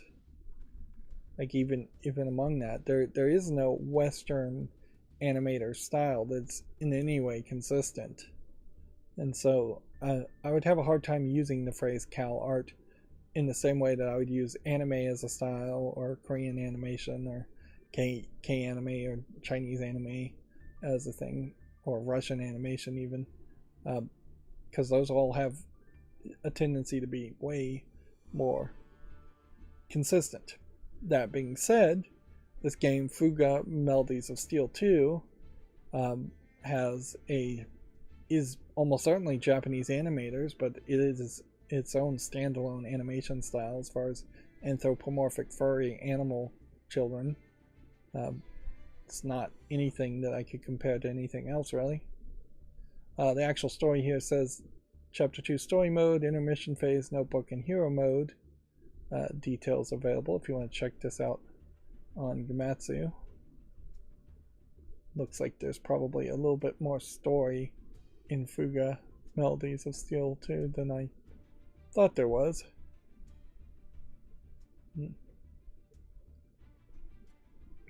I thought it would have been a little bit faster of an experience where you were just fighting battles over and over again, but looking at this, it seems like there's a lot of story mode and some other minigame elements. Moving on, Shepherd's Crossing is coming to the West on April 27th for the PC and then later for the PS4 and Switch. Is this a visual novel? No, it's a farming simulation from the looks of it. Or perhaps more accurately, it's a ranching simulation, or it's an RPG game. I don't know if these animals fight each other or what. It does seem to be more ranching than farming, though, in the sense that you're raising animals. Which at a certain point, even a Pokemon game might technically be a ranching simulator.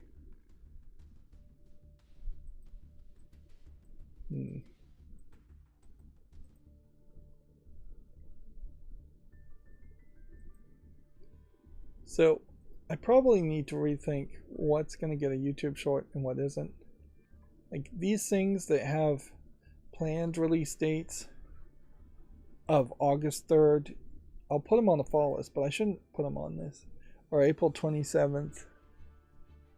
Yeah. I'll keep that one because that's not too far away, 13 days. But I need to figure out what a specific date would be, because I am going to inherently make these sorry, blur's on. I'm going to inherently make YouTube shorts earlier than 13 days from now, and then they'll air later than 13 days from now, which ideally, if I could automate the process completely, I'd have the YouTube shorts made instantaneously after I stream and then put out as fast as possible, but that's not how the YouTube recommendation algorithm works. So, and that would just flood both YouTube and my YouTube page personally with a bunch of YouTube shorts, more than I really would need. Then there would also be wide gaps in which nothing new would be said if I did it that way. So trying to spread them out as much as possible. Even at that, there's still probably 4 or 5 that are going to come out on daily terms, even when the scheduling is done right, and even more than 4 or 5 when the scheduling is messed up.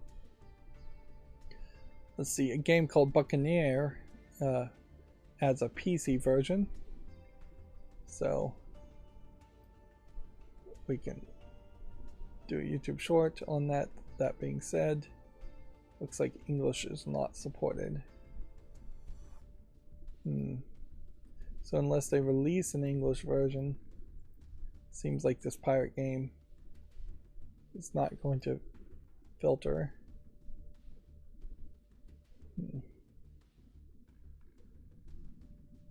PC version will only support Japanese, Korean, Chinese. Komatsu is more of a Japanese-centric website. They're describing it as a tower defense game. I didn't get that from the Steam page, but that makes some sense. A game called Ride 5 has been announced for the PS5, Xbox Series, and PC. It's due out August 24th. Seems like it's both Steam and Epic Game Store. Not sure if Ride 5 really is going to catch my attention much. Bunch of motorcycles.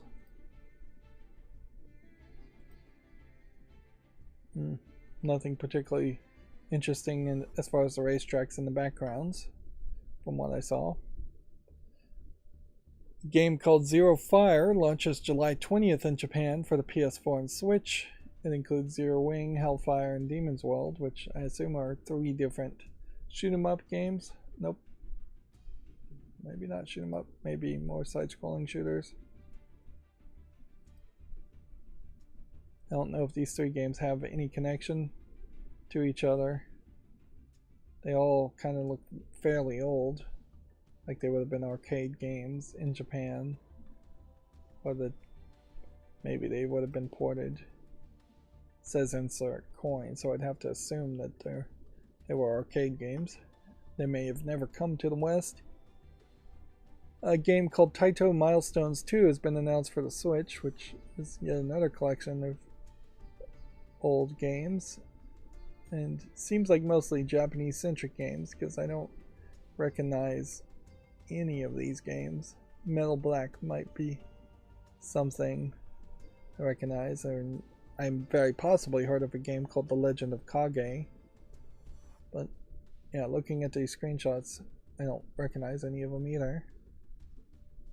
And it's weird that there's an empty box here and an empty box here, as if there's 2 more games to announce. Famitsu's sales from the 3rd to the 9th have been updated. So what new information do we have? Nintendo Switch fairly dominated, but not completely holding sales in the top 10. Resident Evil 4 for the PS4 and PS5 managing to make it, and then Switch owns 10 through 17, and then Hogwarts Legacy is on 18, and then Switch owns 19 through 22, and then Winning Post 10 is in the 23rd. Yep. That being said, even though software sales are much higher, week over week for a long time now, PlayStation 5 hardware sales have been higher. That is because PlayStation 5s are finally available. That being said, it still would take them another 1 million units, or let's see, maybe another, almost 1.2, 1.3 million units to catch up with the OLED model, and that's saying nothing of the 19 million units of the original Switch model. Like, even if you combine the digital version of the PS5 with the regular version, the total sales are not anywhere close. So, inherently, for the PlayStation 5 to be seen as a success in Japanese people's eyes and in Sony of Japan's eyes, I would imagine they have to try to make an argument at some point that the lifetime of the PlayStation 5 overlaps whatever the Switch model and the Switch OLED model combined is, and whatever the Switch 2 is, and that they're going to win the race in the long run. Because, yeah, if the Switch 2 was released and it quickly also sold 25 million units, PlayStation 5 would be pathetically behind it. Of course, as far as overall sales, Xbox Series X and Series S is actually pathetically behind it.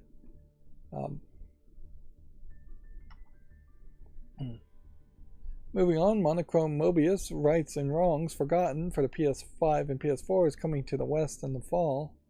It's currently only available for PC in English. Let's see what that looks like. This is a fantasy RPG game. We can see it's mostly positive, so I can go ahead and just put it on the wish list. So, yeah.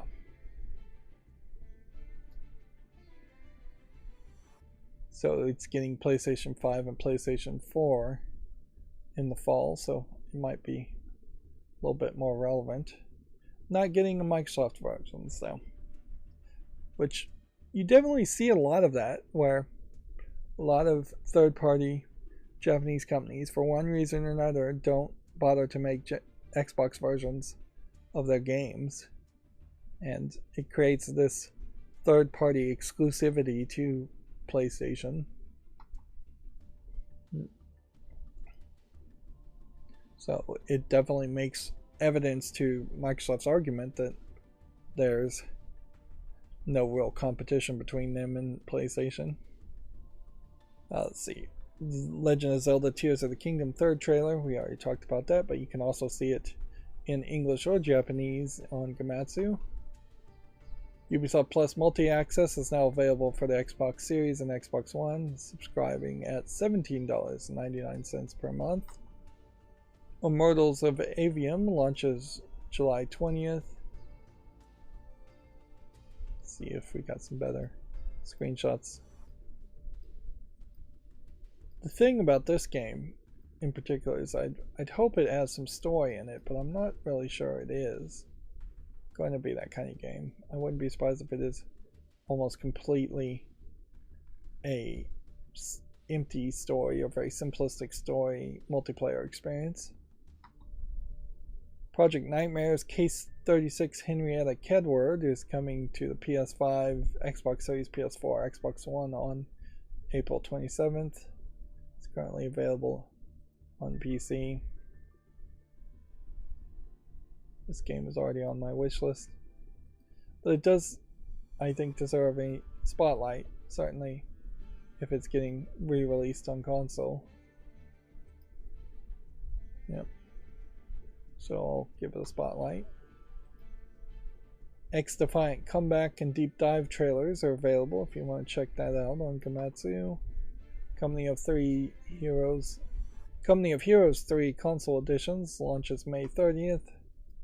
Suicide Squad Kill the Justice League has been delayed to February 2nd. Final Fantasy 16 State of Play presentation details and screenshots. Looks like that presentation has happened now, so we have some actual details. Yeah. You see a bunch of medieval fantasy imagery. Nothing too amazing here. If anything, I guess it's kind of nice that there's smaller heads-up displays, so it's not filling the whole screen with heads-up display, but they are filling the screen with a ridiculous amount of visual effects, and it's not any better here. I assume this is an action-based game and not a turn-based game, so maybe it doesn't matter that much that it's full of visual effects if you're just button mashing, but I don't know if it really is the kind of game that would allow you to button mash. I think it has been said in the past that they are all into the idea of action fighting in Final Fantasy games. They're not going back to like turn-based systems.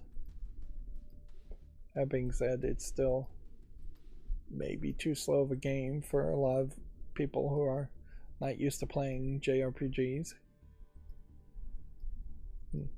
I believe this was also the producer or somebody involved, either the director or producer, wanted his games to not be referred to as JRPGs, but instead just be referred to as RPGs, and that's just something I really can't accommodate, because JRPG is just a more descriptive term. It means more, unlike California Art, which means nothing, at least in my mind. Strategy RPG Cross Tales launches July 20th for the PS4, PS5, Xbox Series, Xbox One, Switch, and PC. So basically everything. Cross Tales, anthropomorphic elf characters in a strategy placement game.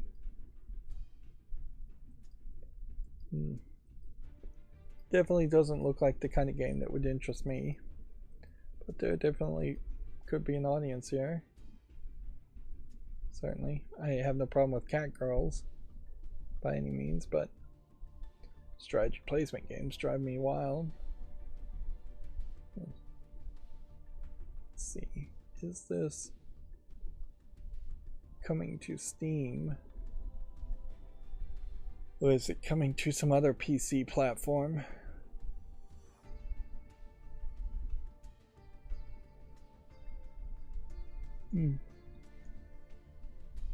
Apparently it doesn't have a link to the Steam page yet. Let's see. BQM Block Quest Maker Remastered launches April 15th. It supports 10 languages including English. This looks like a Minecraft, make your own Minecraft RPG maker type game maker. Arguably not really a game so much as at all. This really doesn't seem like this would be the kind of game I should promote or would want to promote. In particular, if this did somehow become super popular like a Roblox, I should probably promote it at that point. Which, yeah, making a YouTube short around the game that already exists or that's already well known is less effective, but still there's a few reasons to do that. Wuthering Waves has a closed beta test gameplay trailer, which I don't know if this is a mobile game or what. It's an action RPG for PC and smartphone. Horizon Forbidden West DLC Burning Shores launch trailer is available. If you want to watch the launch trailer, we're almost done with the Komatsu articles. Anno Mutatium Mistress game console update is now available for PC and is coming soon to the PS5, PS4, and Switch.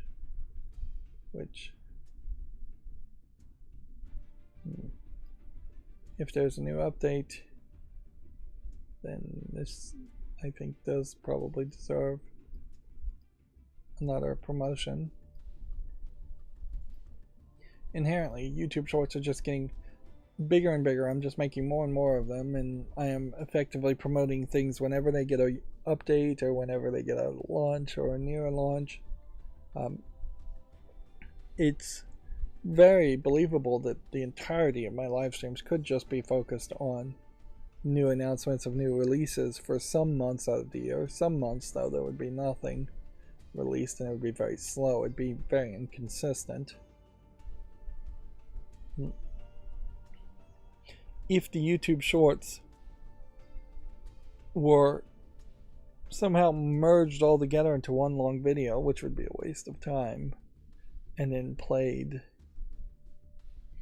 well, I suppose, yeah, if I was going to start a live stream always at the beginning of a specific time, like if I could commit to always waking up at 10 in the morning and being ready to stream at 10 in the morning, and then I start the live streams that showed a bunch of YouTube Shorts for, say, an hour as warm-up to that, then I could show off the YouTube Shorts in a different way. That being said, I don't think I can commit to that, and that would be very annoying for people who started watching a live stream at the beginning and then were told to wait for an hour until I actually showed up and started streaming live content. You could potentially put it at the end of the streams, but I don't know if that helps anything either. I don't know if there really is any way to turn shorts into long-form content. Whereas you can take long-form content and cut it up into shorts and make some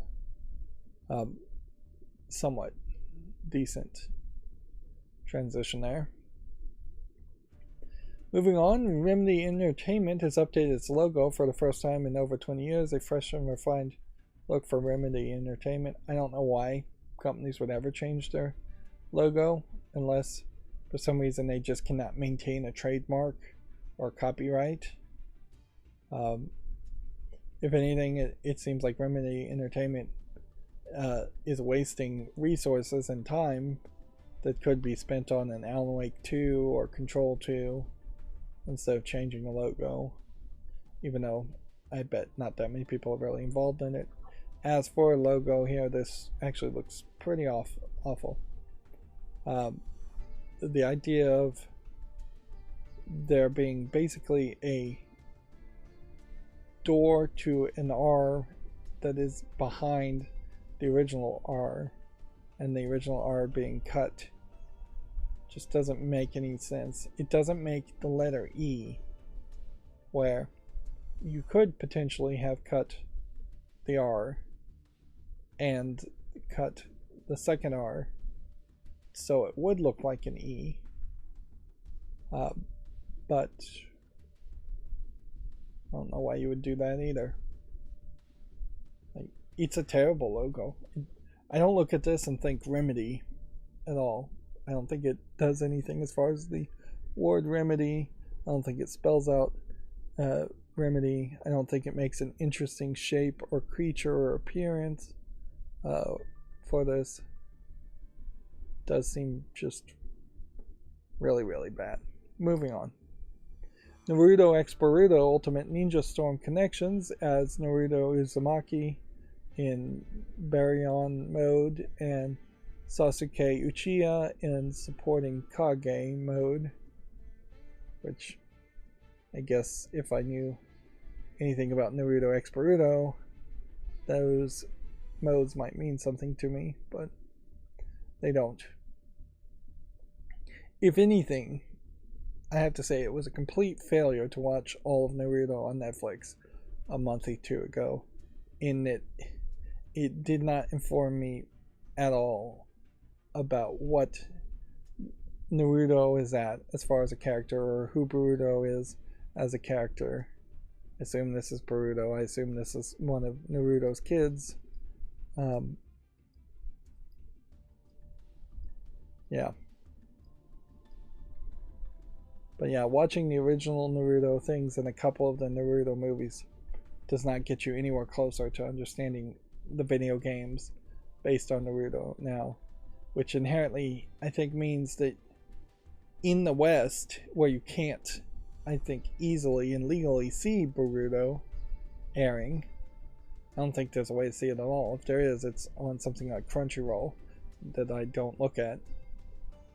Then these video games that are getting released in the West seem to have no connection to what an average Western anime fan might be interested in. So it's really no surprise that a game like this has very little chance of succeeding in the West, because there's just no supporting animation to it. I don't even know if Naruto X Boruto or any kind of Boruto manga have been translated and released in the West, and even if it had, that's not going to be particularly that popular in the West. Western people don't read manga. Moving on, Brave Dungeon, The Meaning of Justice is now available for Switch and PC. It was first released in early access in February of 2022. Let's see what it looks like on Steam. If it's got a Steam page. It's already mixed reviewed. And looking at it, I'm not seeing anything here that looks amazingly interesting. Yeah, it just looks like some cat girl characters in what I would generally describe as something close to an RPG Maker game. If anything, it might be worse than an RPG Maker game.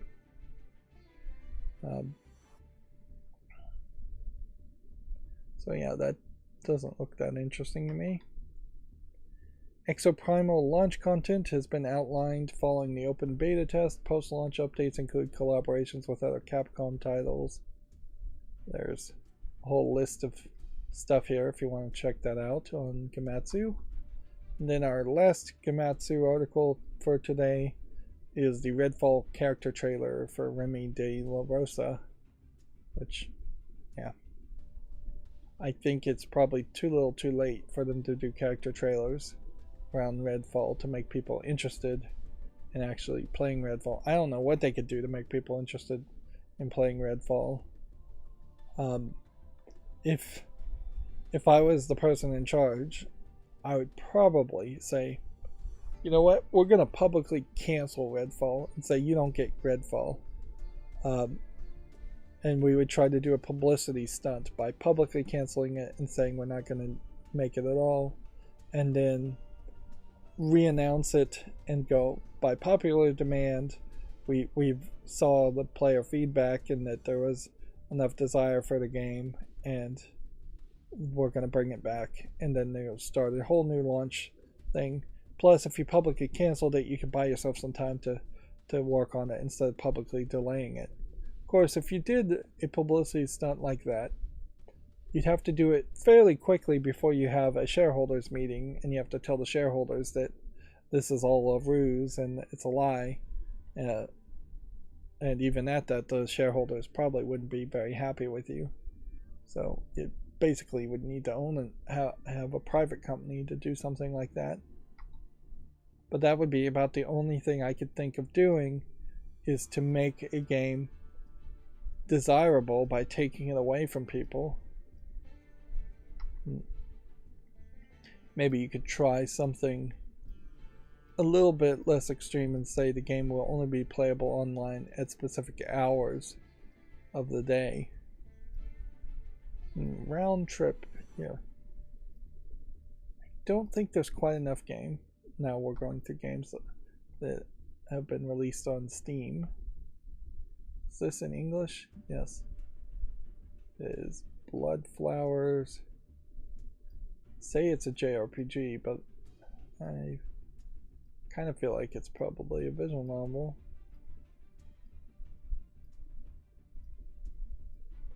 If anything, it feels like more of a point and click adventure. Well, we'll give that a chance. Alright, next we have our first adult game for today. Insect Simulator Dash the Private Jet. 3D CGI characters on a private jet, which really leaves it down to being only a couple people possibly involved. Really looks just like two characters. $2.39 English only. Nothing particularly special about it. And I guess the Mile High Club concept is kind of interesting, but I honestly think it's probably just an interesting if you're involved in it more than interesting if it actually to watch other people do it. I don't think I've seen a lot of porn set on stages that look like airplanes. I imagine actually having sex and joining the Mile High Club on the plane is actually not that enjoyable anyways. It's just something that's been fetishized as a concept.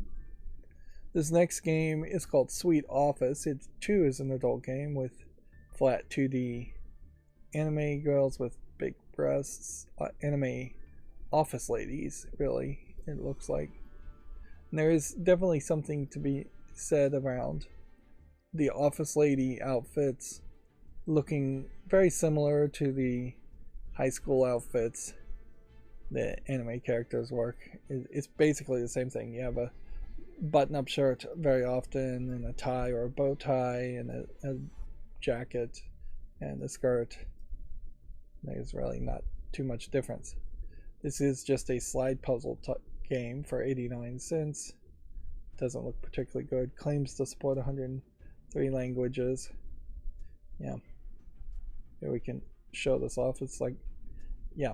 Technically, I would assume this is an office lady character, and actually the animations aren't even animated quite like this, but this really isn't too different from what you would expect a high schooler, an anime high school character to dress in,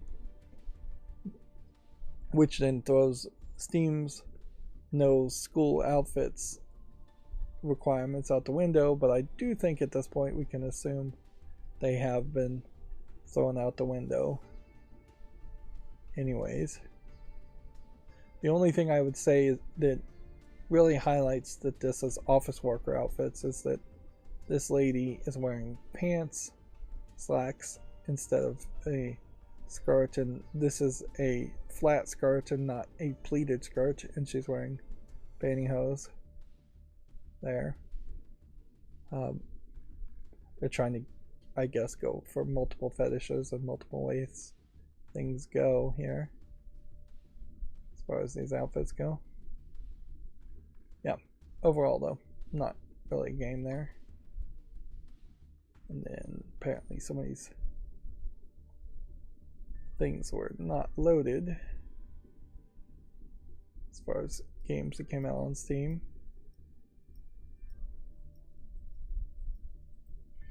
Yeah, I think turning on the quality of service on my router was a problem. Here's another adult game. And so I'm going to try and simplify that again. So we have Countryside Dating, flat 2D anime girls in a visual novel size. Seems like there's at least 4 girls, some variety there. Which is a fetish, I guess, that's not really done that much. And then there's a cowgirl, which I don't know if that's a human pretending to be a cowgirl and cosplaying or an actual cowgirl scene. Anthropomorphic cowgirl. The animation looks pretty good here, though. This is, if I was making a wish list for adult games, I would consider this one. $2.54 English only. Let's see. Questionable consent, submission and dominance, rough sex, public sex, summertime hookups, and happy sex as themes. And full nudity, and every orifice, every female orifice being used.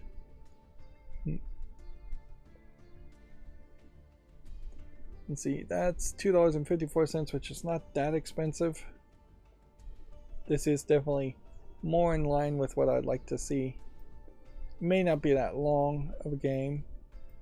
And it's interesting that the animation looks so good, and yet there's only English supported, when you would almost assume that this anime style, flat 2D, big eye anime styles, would have Eastern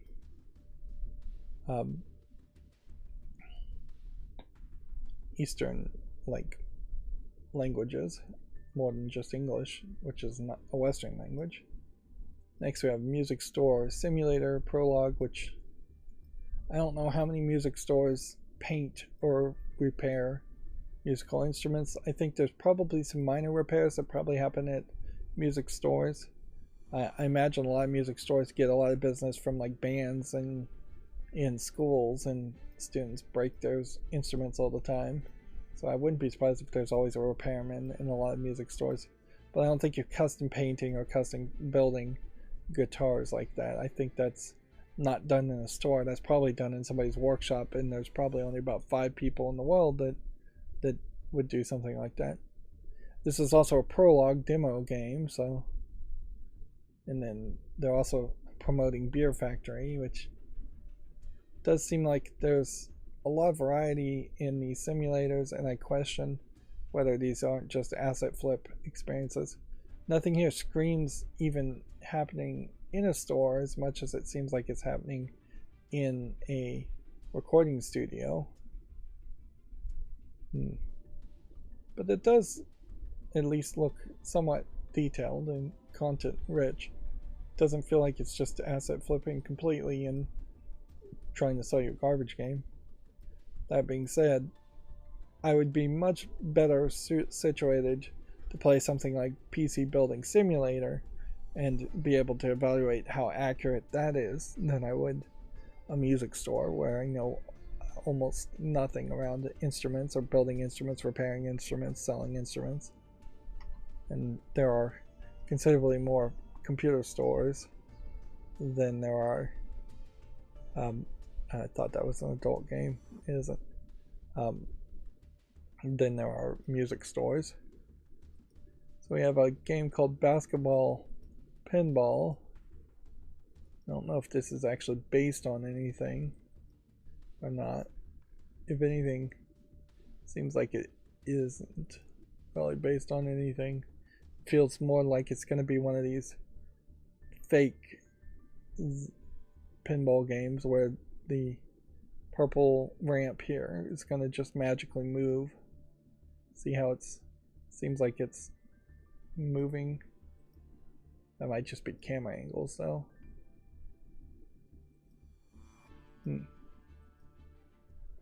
No, this might be a real world pinball table, or trying to emulate real world experience of playing pinball.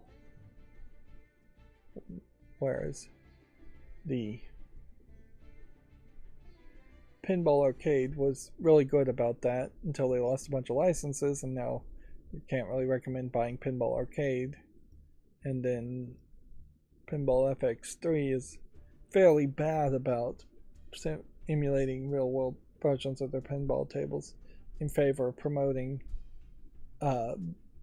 basically holograms and 3D animated characters. And then you also have Pinball FX at this point. This came out and I didn't even recognize it. Did it come out? Pinball FX is not Pinball FX1. This is a reboot relaunch of the Pinball FX series. You can see it's only 49% positive. I think vastly because they are trying to make you buy each and every table a second time for people who had already owned the tables. And it's on a higher, faster engine, but I'm not sure it actually does a lot more. and it's creating this VR centric environment where in VR you have a whole room around you, but the vast majority of people don't care about what's around you. Ideally, I don't even like this with the red fiery depictions of on the carpet. I would prefer it just be a black carpet that wouldn't distract me, so I could just focus visually on the pinball tables. And arguably, the mechanics of how these real world tables, which is what they're showing right now, are not simulated as well. You can see the fire trails there as an example of some of the visual effects nonsense that Pinball FX adds. Like 4K HDR visuals and ray tracing all sound nice, but here we have like step 1, abandon your product, grab a bag of epic money, and make your existing player base wait 12 months for the privilege to pay for the same tables again. Step 2, release on Steam with everything costing more than it cost on Epic for the same products. Step 3, advertise all of your reused assets as remastered tables even though they look exactly the same, and use the exact same assets and the same dual lighting and same camera angles. Step 4, profit. Downgrade compared to previous Pinball FX3, it barely keeps 60 frames per second on Steam Deck on low settings, draining battery faster than AAA games like Elden Ring, 100% GPU usage in the pinball game, and you get visuals worse than Pinball FX3, which works with very low TDP, rock solid stable. If you don't care about a few new tables, stay away from this disaster and play Pinball FX3. Well, just stick with Pinball FX3. It's better and cheaper. Yep. So a real failed launch here, with also in-game items you can buy on top of massive amounts of DLC.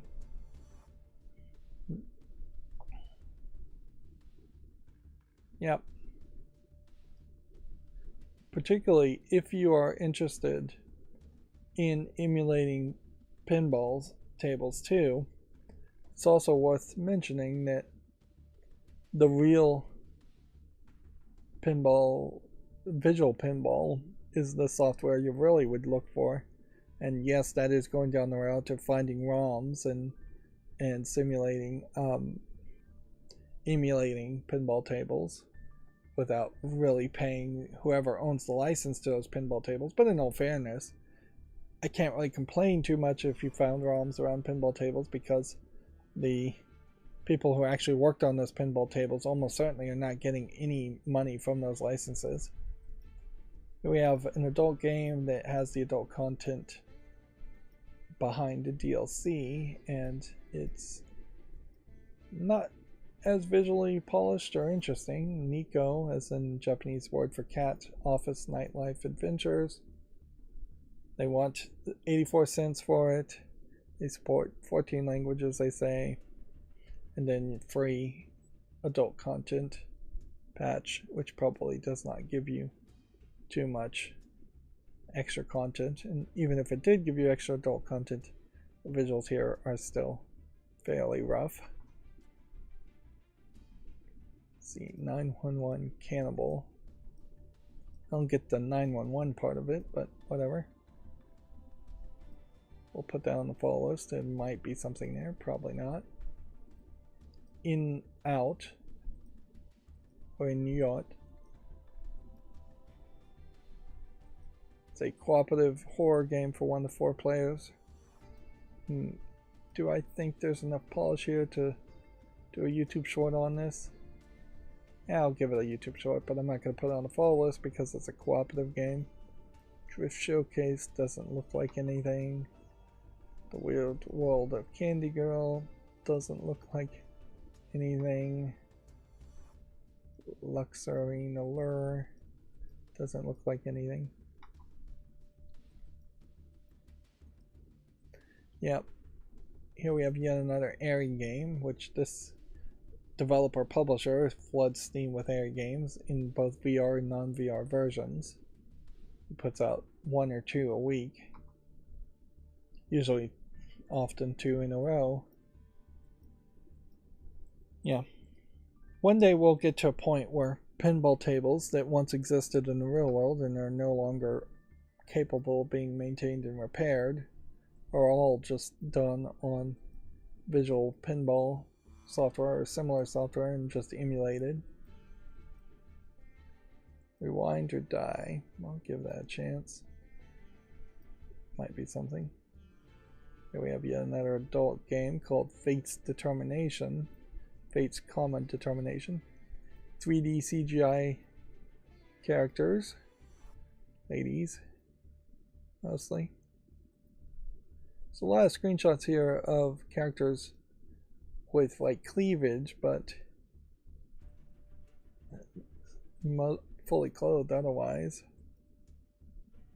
If anything, it kind of feels like this visual novel is trying to actually tell a story for $10.79, English only as the language. I don't think there really is a $10 worth of story here. But and inherently, I guess, if you are selling your game as an adult game, you really have to sell it as an adult game, so you can't put too much story in it. Freesoft or Freed Software is an IT company simulator. I think there's just going to be a wide variety as far as what you do in one IT company versus another, or what an IT job is versus another. Looking at this, I'm not seeing anything that really feels like an actual IT job. So I'm going to say no to that. Woodland Hike. I'll give that a chance, even though it does look like it's probably just a walking simulator. I guess inherently an asset flip horror game is also just a walking simulator. I'll give this a chance too. The big difference there being a horror game is a walking simulator where you're walking around to be scared, and a usual walking simulator has very little scary, spooky things in it and often is very calming and empty.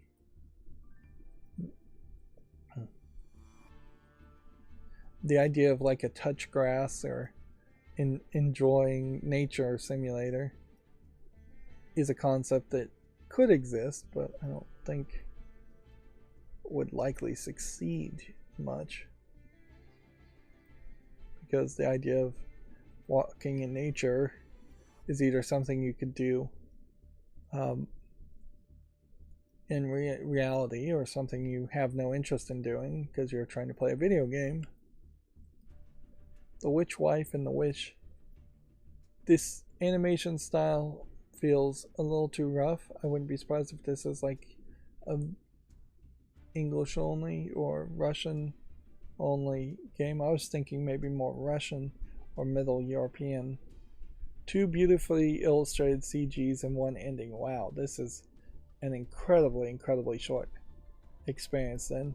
Less than 5 minutes, I would guess, if that's the case.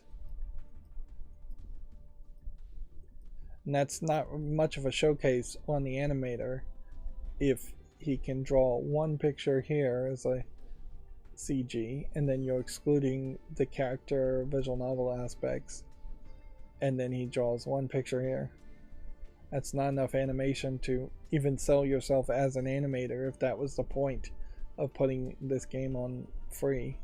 I don't even know what the point of this is. Almost certainly you paid $100 to Steam to have your game listed, and you're almost certainly not getting $100 worth of even resume builder to try to break into the world of making other visual novel games or video games in general. Yeah, we have yet another adult game. They're fairly spread out today, called Alive, which is more of the exact same 3D CG characters that are asset flipped in pretty much all of these. Like, I don't know if there's even a way that I could possibly determine that there were different collection of 3D CG models. They all just look exactly the same, and I assume they are all just bought off of either the Unreal or the Unity asset store. And I imagine they were bought by the same publishing company a long time ago, and then they're reused over and over again. Or they may have even been made by one publishing company and are getting reused. Anyways, Buy Alive is $10.79, and it's English only. It's just like way too expensive. That is constantly the problem that happens here with these. Even the adult games that are overwhelmingly positive, like Being a Dick Season 1, which has 9,000 reviews, I question if that isn't a bunch of jokers reviewing it positively to troll. But even those games, College Kings 2 or Fresh Women, also, each of these adult games look exactly like this game, and they are selling for similar prices, over $10. But the quality, I think, is probably significantly different as far as what the story is and how much content you actually get. Next game we have is called Bossorka, I guess. An action roguelike. Yeah, there might be something to this, but there might not. English and Ukrainian. I'm a little bit surprised we don't see more people claim to support Ukrainian language in particular, even if the game doesn't, just to try and see if that gets them a few more sales. Although in all fairness, you probably could do a very low effort Google Translate to actually support Ukrainian in a very poor manner, and that would work fairly well too. Better than just claiming to support Ukrainian and not actually supporting it. I'm going to give this game De-Exit a chance, even though the voxel visuals here scare me off. Wall shooter doesn't look like anything. Here's Brave Dungeon, which we already looked at and is already mixed. Is it part of any other Brave Dungeon series?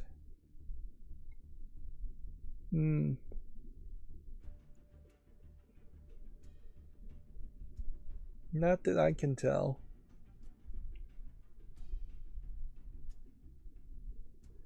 Developer banned me from the official Discord for this review.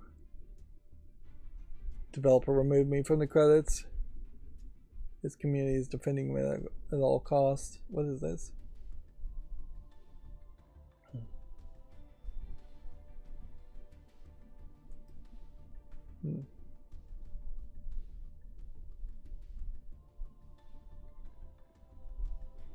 Google translations.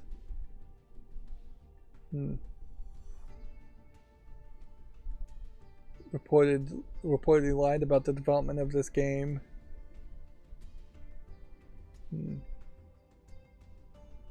Bugs. This is a long review.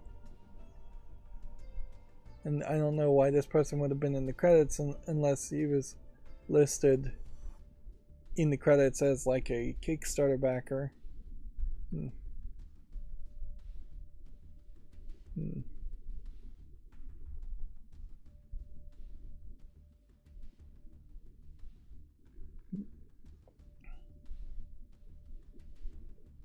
See, I really wanted to like this game, but there's always updates and nothing is fixed.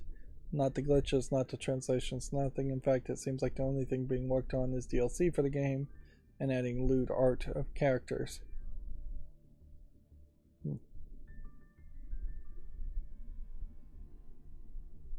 Play the original if you want a good version of the game.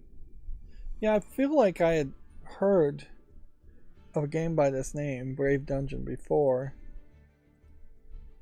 Is it from the same person?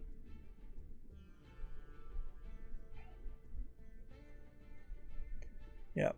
This one's mixed. This one's positive with 14 reviews. This one's positive with 19 reviews. This one's positive with 20 reviews. This one's very positive with 52 reviews. And this one's mostly positive with 177 reviews. And honestly, it seems like around this controversy, I probably would be willing to remove both of these from the wish list. Just looking at these screenshots, it doesn't look like it's that interesting.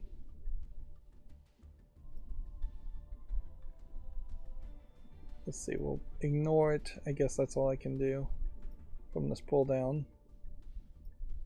Oh, I can do that actually.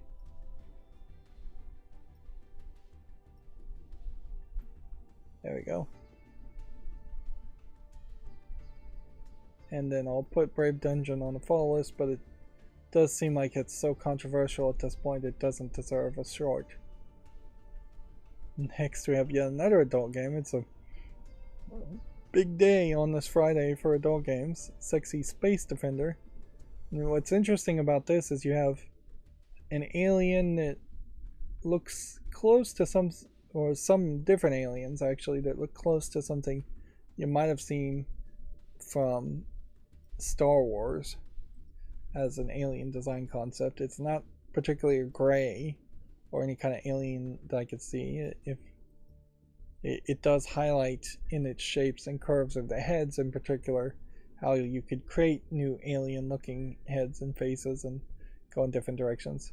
As for the actual bodies though, it's just blue and purple female bodies. There's nothing special there, which I'm not really sure under the fetish of like looking at flat 2D like art of alien girls. If you would want anything special like a third boob or extra orifice or something like that, or just things in different places, maybe not. I don't think most people would want it. The actual gameplay though looks completely disconnected from the art. It's selling itself for 59 cents, so it's not asking much, but it may very well, at having 12 levels, not be worth even that much. I'm not sure what the actual game is. It kind of looks like it's probably an Asteroids clone, top-down shooter for shooting at spaceships. Let's see. Next we have a game called Small People Defense, which just looks like a tower defense game. Then Goblin Dash, which looks like a very zoomed out pixely platforming frustration platformer game. And then we're back to another adult game called Princess and Conquest. We have a dragon lady with giant boobs and a character with a helmet over her head with giant boobs, and it's a very like poorly animated art style, and it looks like what they've done here is they've made an RPG Maker game and then given the adult content animation to somebody who can't even make RPG Maker style characters look good. It looks very much like this is something a bad artist / new artist would draw with a marker, just hand draw it and then scan it in. Yeah, I don't know if there's really a style or anything that you could say there that it's like, maybe, I don't know what you'd call it, like really bad 90s cartoons at best. Yeah, what's funny is the game is very positive with 1,763 reviews. That's a shocker. And it's 88% positive of those 1,700 reviews. It's $11.99. It's English only. Why do people like it so much? I know the standards are very low, but as far as adult games. But I just don't think this game really is selling itself actually on the adult content as much as it might be selling itself on being a decent RPG Maker game.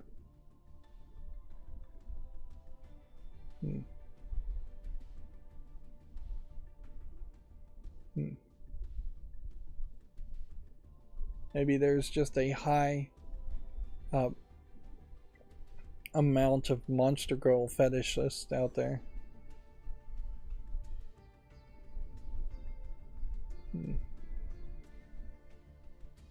Seems like they're saying there's over 100 animated sex scenes, and maybe that's not being highlighted in the screenshots. Game is built in RPG Maker, and you can really feel it. The stiff 8-directional movement, awkward overworld perspective, tiny tile-sized sprites, extremely few visual display options, often finicky and unresponsive UI. Game has been like this more or less. I feel like this game has been in early access for a very long time, and that's where the SteamDB would help. Early access release date was in October 10th of 2019, so this game has been out for 4 years and had, I guess, enough of a following there to keep people coming back to it. I imagine it's just adding more and more monster girl sex scenes to interest people, and it has enough variety there. I guess I could see why people would like that. Well, this puts me in an awkward position where I guess I just have to put it on the follow list and think about it some more. But my own visual assertion of this is it's not something I'd look at. So yeah, I think I'll just skip it for that reason and remove it from the follow list that I just put it on.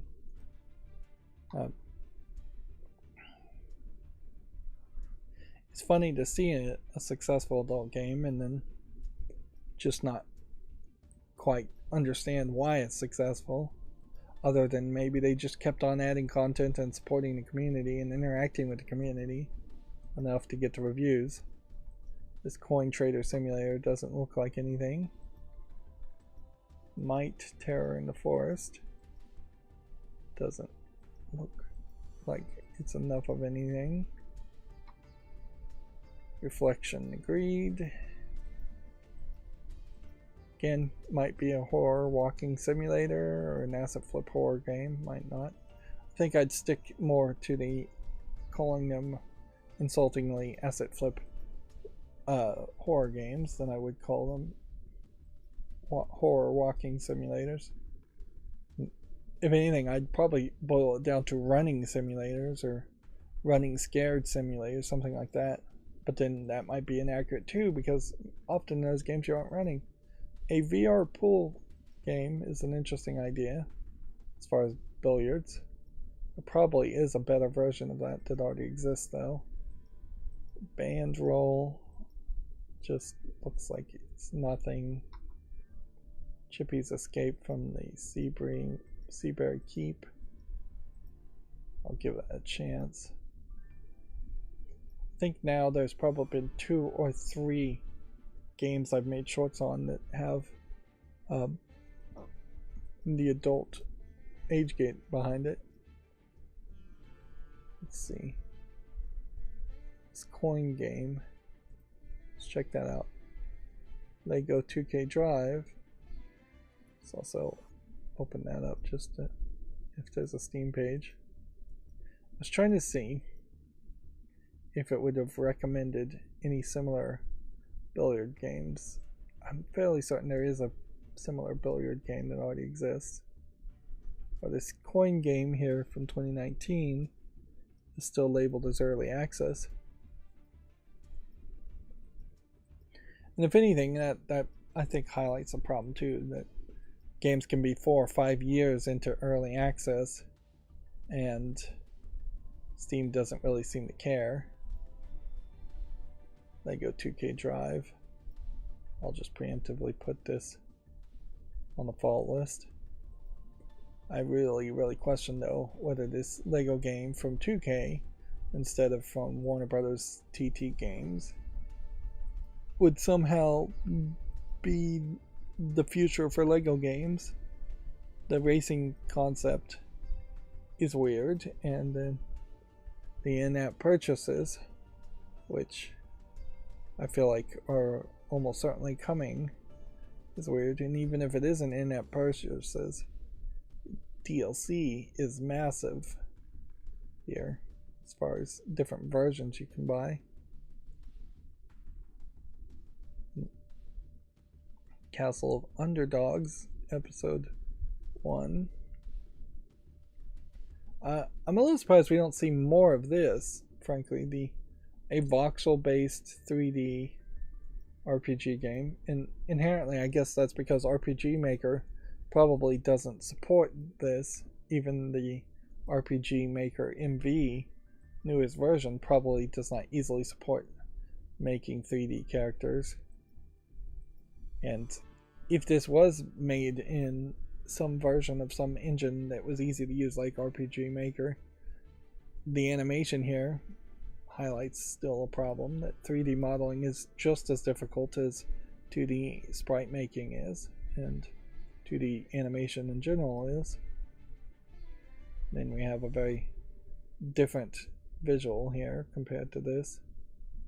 I don't think voxels are going to win or succeed though, as far as the new way games, even cheap games, look, because yeah, it just doesn't really work. And Minecraft in particular is not really a game that I would describe as a voxel based game, even though it probably is voxel based in a lot of ways. It just doesn't feel like it.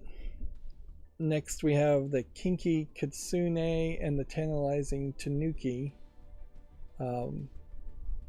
So Kitsune, I think, is Fox Girl. Tanuki is a like magical bear creature. It's an adult game, flat 2D animation, so anthropomorphic anime girl, one being a Tanuki, one being a Kitsune. Looks like it is just a visual novel, and it looks like you can unlock maybe 2 extra outfits, so totaling the 3. Both characters have giant breasts and same wide hips, so it's not giving you a lot of variety in the 2 characters. It's $19.99. It's English with Japanese full audio support, which does potentially help you if you understand Japanese. It says it has 10 hours of visual novel experience, which that's a pretty big amount. 20 fully uncensored arrow scenes, in that they mean sex scenes. It is definitely a problem that when you have a Japanese adult game on Steam, they are speaking a completely different language than if it's a Western adult game versus a Eastern Japanese adult game. Kitsune, Tanuki, arrow scenes, hentai, all of that, words that you potentially either won't know the meaning of or will have to learn the meaning of. Jessica's Uncomfortable Hanukkah Adventure.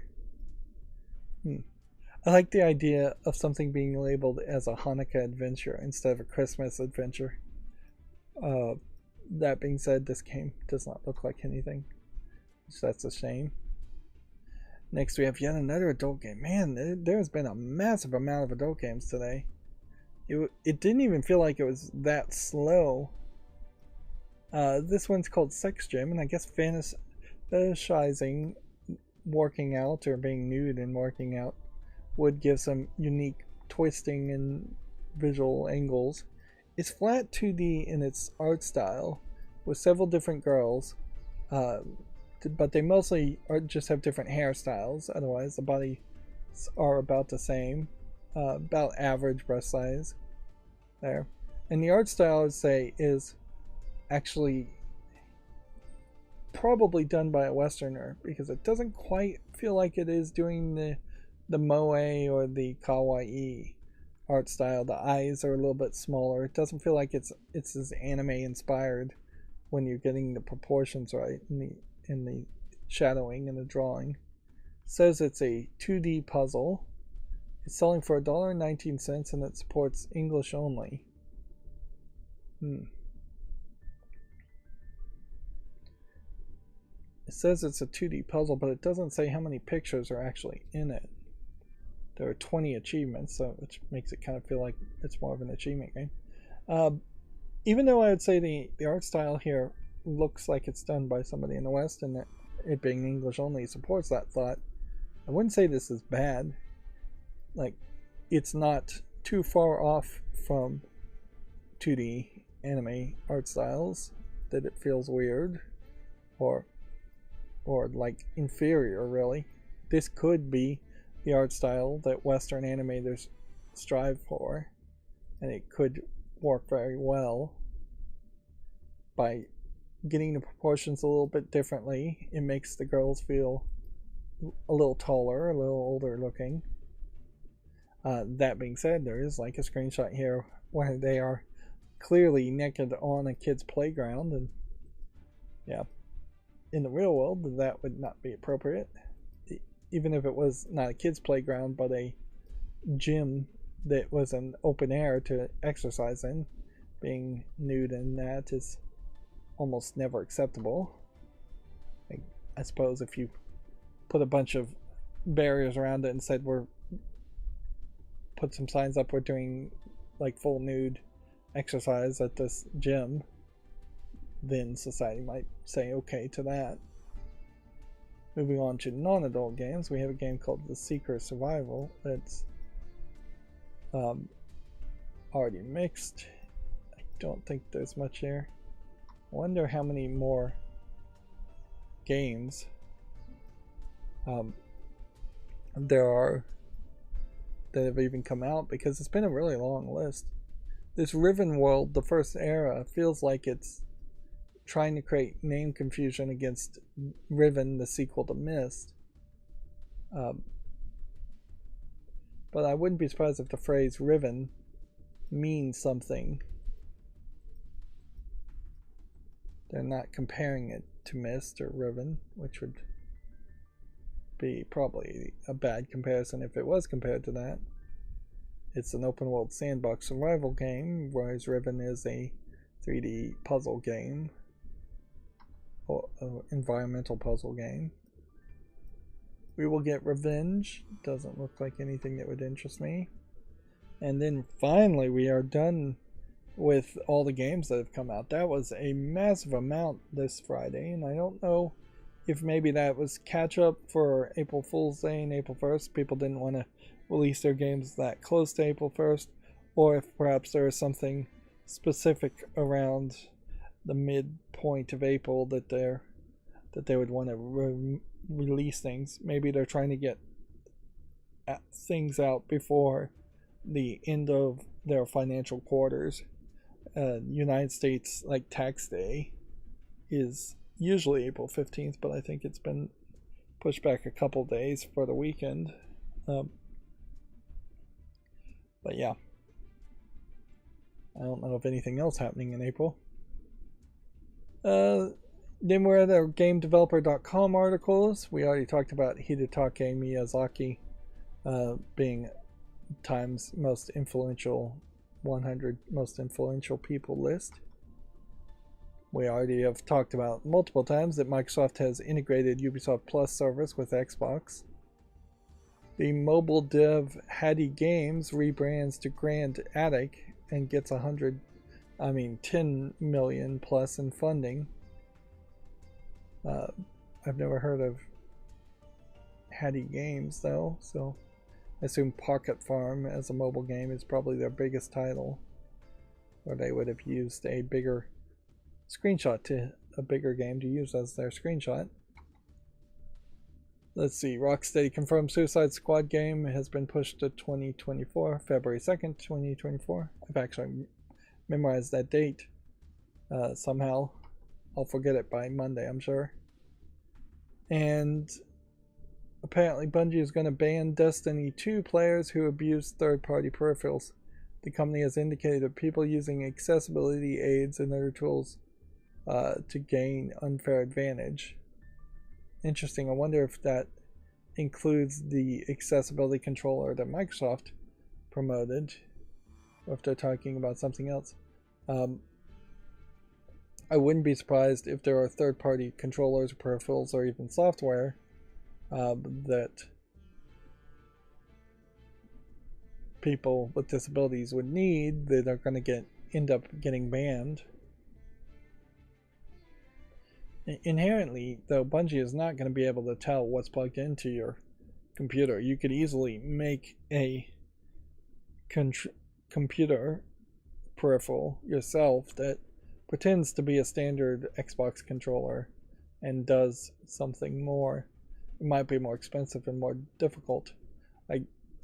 Theoretically, if you're talking like aimbots, you could install an aimbot software very easily to cheat, or you could make a custom controller with a camera that's looking at the screen on your monitor and aimbotting and adjusting your targeting that way. And that would be a lot harder to detect, certainly. And I just don't know how many people are really cheating in Destiny 2 for it to really matter. I've never seen anybody, at least as far as mainstream video game journalist sites, talking about a lot of Destiny 2 cheating going on. So it might just be a non-issue that they're overly focusing on. And then they have a probably advertisement article here called Building the Brutal and Brilliant Bullet Hell System of Luna Abyss, which maybe they interviewed the creators of the game. I don't even recognize Luna Abyss as a game. So is this something that was announced relatively recently, or was it announced a long time ago and they're just talking about it? Well, it looks like it's a first-person shooter with some platforming, running, and gunning.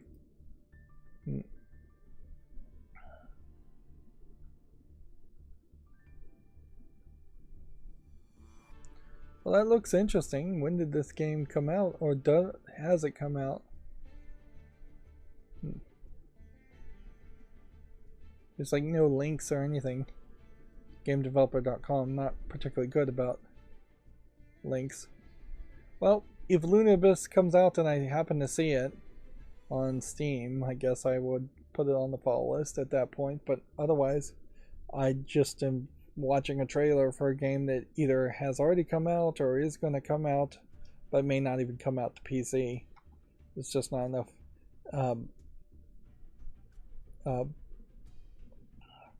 not enough information being given there. Apparently Hurdle, which is Spotify's Wordle-alike game, is going off in May. The guessing game must not go on, which I assume Hurdle probably doesn't do anything too much different from Wordle, and that's why they're shutting it down. Wordle was definitely one of those games that was being overhyped by mainstream video game journalists playing it, and it was definitely a fad that I think a large amount of people probably never even have played Wordle once. I think I played a clone of it 2 or 3 times, and then I was bored with it at that point. Let's see. Apparently, Iron Mace is encouraging dark and darker players to torrent the delisted games. Until Iron Mace works out the legal issues with Nexion, torrenting it is the only way to access and play dark and darker. Which, inherently, that makes me assume Iron Mace is not going to win this legal issue, and they are trying a almost insane scorched earth policy that's going to lead towards them being sued even more than they already are being sued. says they were the creators of the game. And very possibly Nexon is in the wrong here, but yeah, apparently Iron Mace was delisted. I don't even recognize this game though, so it's probably not that big of a deal that it was delisted. Developer created a torrent link to the game's client, which is freely available on the Discord server. So they are straight up listing a torrent link. Interesting. They're not just saying, hey, you can find this on the dark web somewhere. They're saying, click this here to torrent it. And at a certain point, I guess they could try and make the claim that the torrent link is just them that they have the legal right to list a place where the software can be downloaded if they have the rights to the game. Let's see. Dark and Darker was delisted from Steam in March following accusation that the studio used in-game assets from developer Naxion. Several of the staffers had previously worked on at the Maple Story creators, but Iron Mace said at the time nothing had been stolen. Following the delisting, Iron Mace said its legal team would work on getting the game back on Steam, but as it appears to be taking longer than they expected to resolve that, the studio says they had to go old school in order to keep its promise to players. This is an odd sales pitch for Iron Mace, almost certainly being guilty of, I guess, stealing assets from Nexion.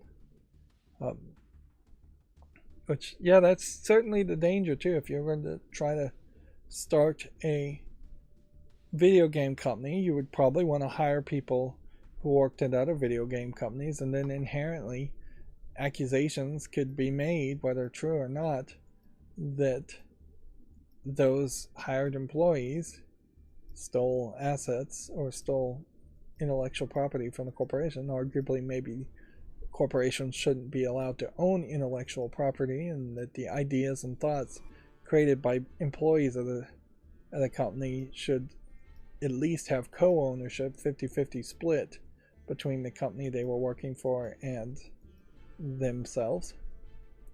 Let's do some follow list cleanup here. This we can say no to. Dread 4 Hours does not look good at all. Dread Eye as a horror game looks a lot more interesting. Is it in early access? No. Is it in VR? Yes. So that's the problem. And I'm going to leave this on the follow list, although in all fairness, I should probably get rid of all VR games.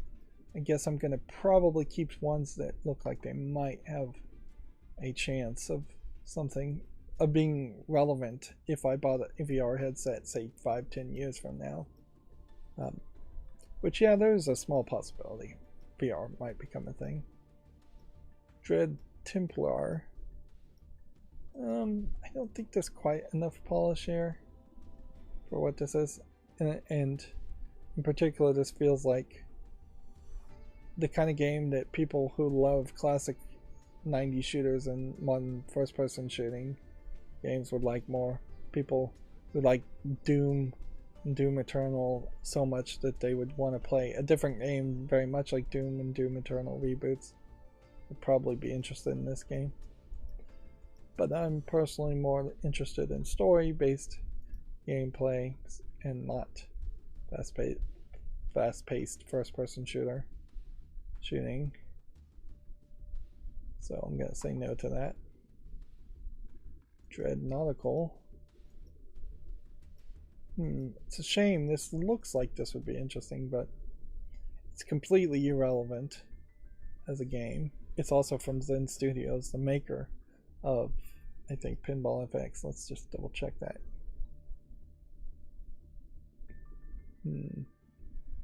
Yeah.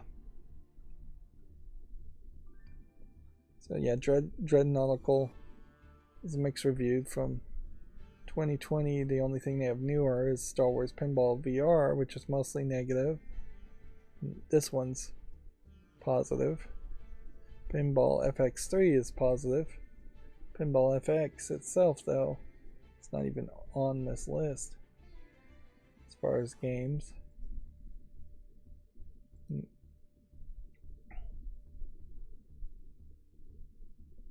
Yeah. As far as featured games, Pinball FX is not even here.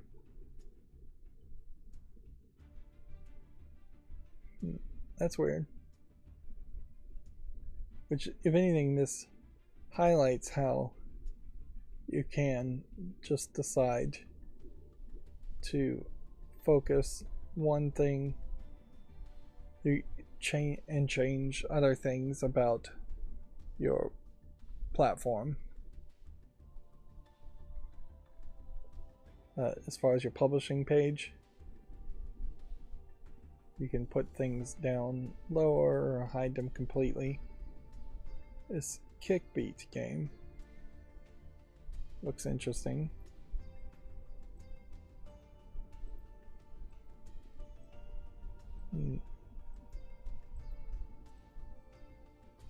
Possibly is nothing, but I'm going to give it a follow. End up adding something to the follow list when we're trying to do follow list cleanup and reduce things on the follow list. Drakkar Crew needs more time. Dranius as a side-scrolling shooter. It's overwhelmingly positive. I guess the real question though would be if I want to play a side-scrolling shooter. $14.99. I think what you do in this case is you probably say yes and put it on the wish list, and then when I'm actually shopping, when there's a Steam sale or whenever, that's usually when I say no and go, nah. But as far as it being out of early access, it being overwhelmingly positive, and having over 30 user reviews to be relevant, it is accomplishing all of those goals, so it should be on the wish list. Dragon's Dilemma. I'll give this more time, but it's unlikely it's going to get any more reviews. Dragon VR is mixed, so I'm going to get rid of that. Which the idea of a VR game where you're feeding dinosaurs and making dragon eggs is kind of an interesting idea.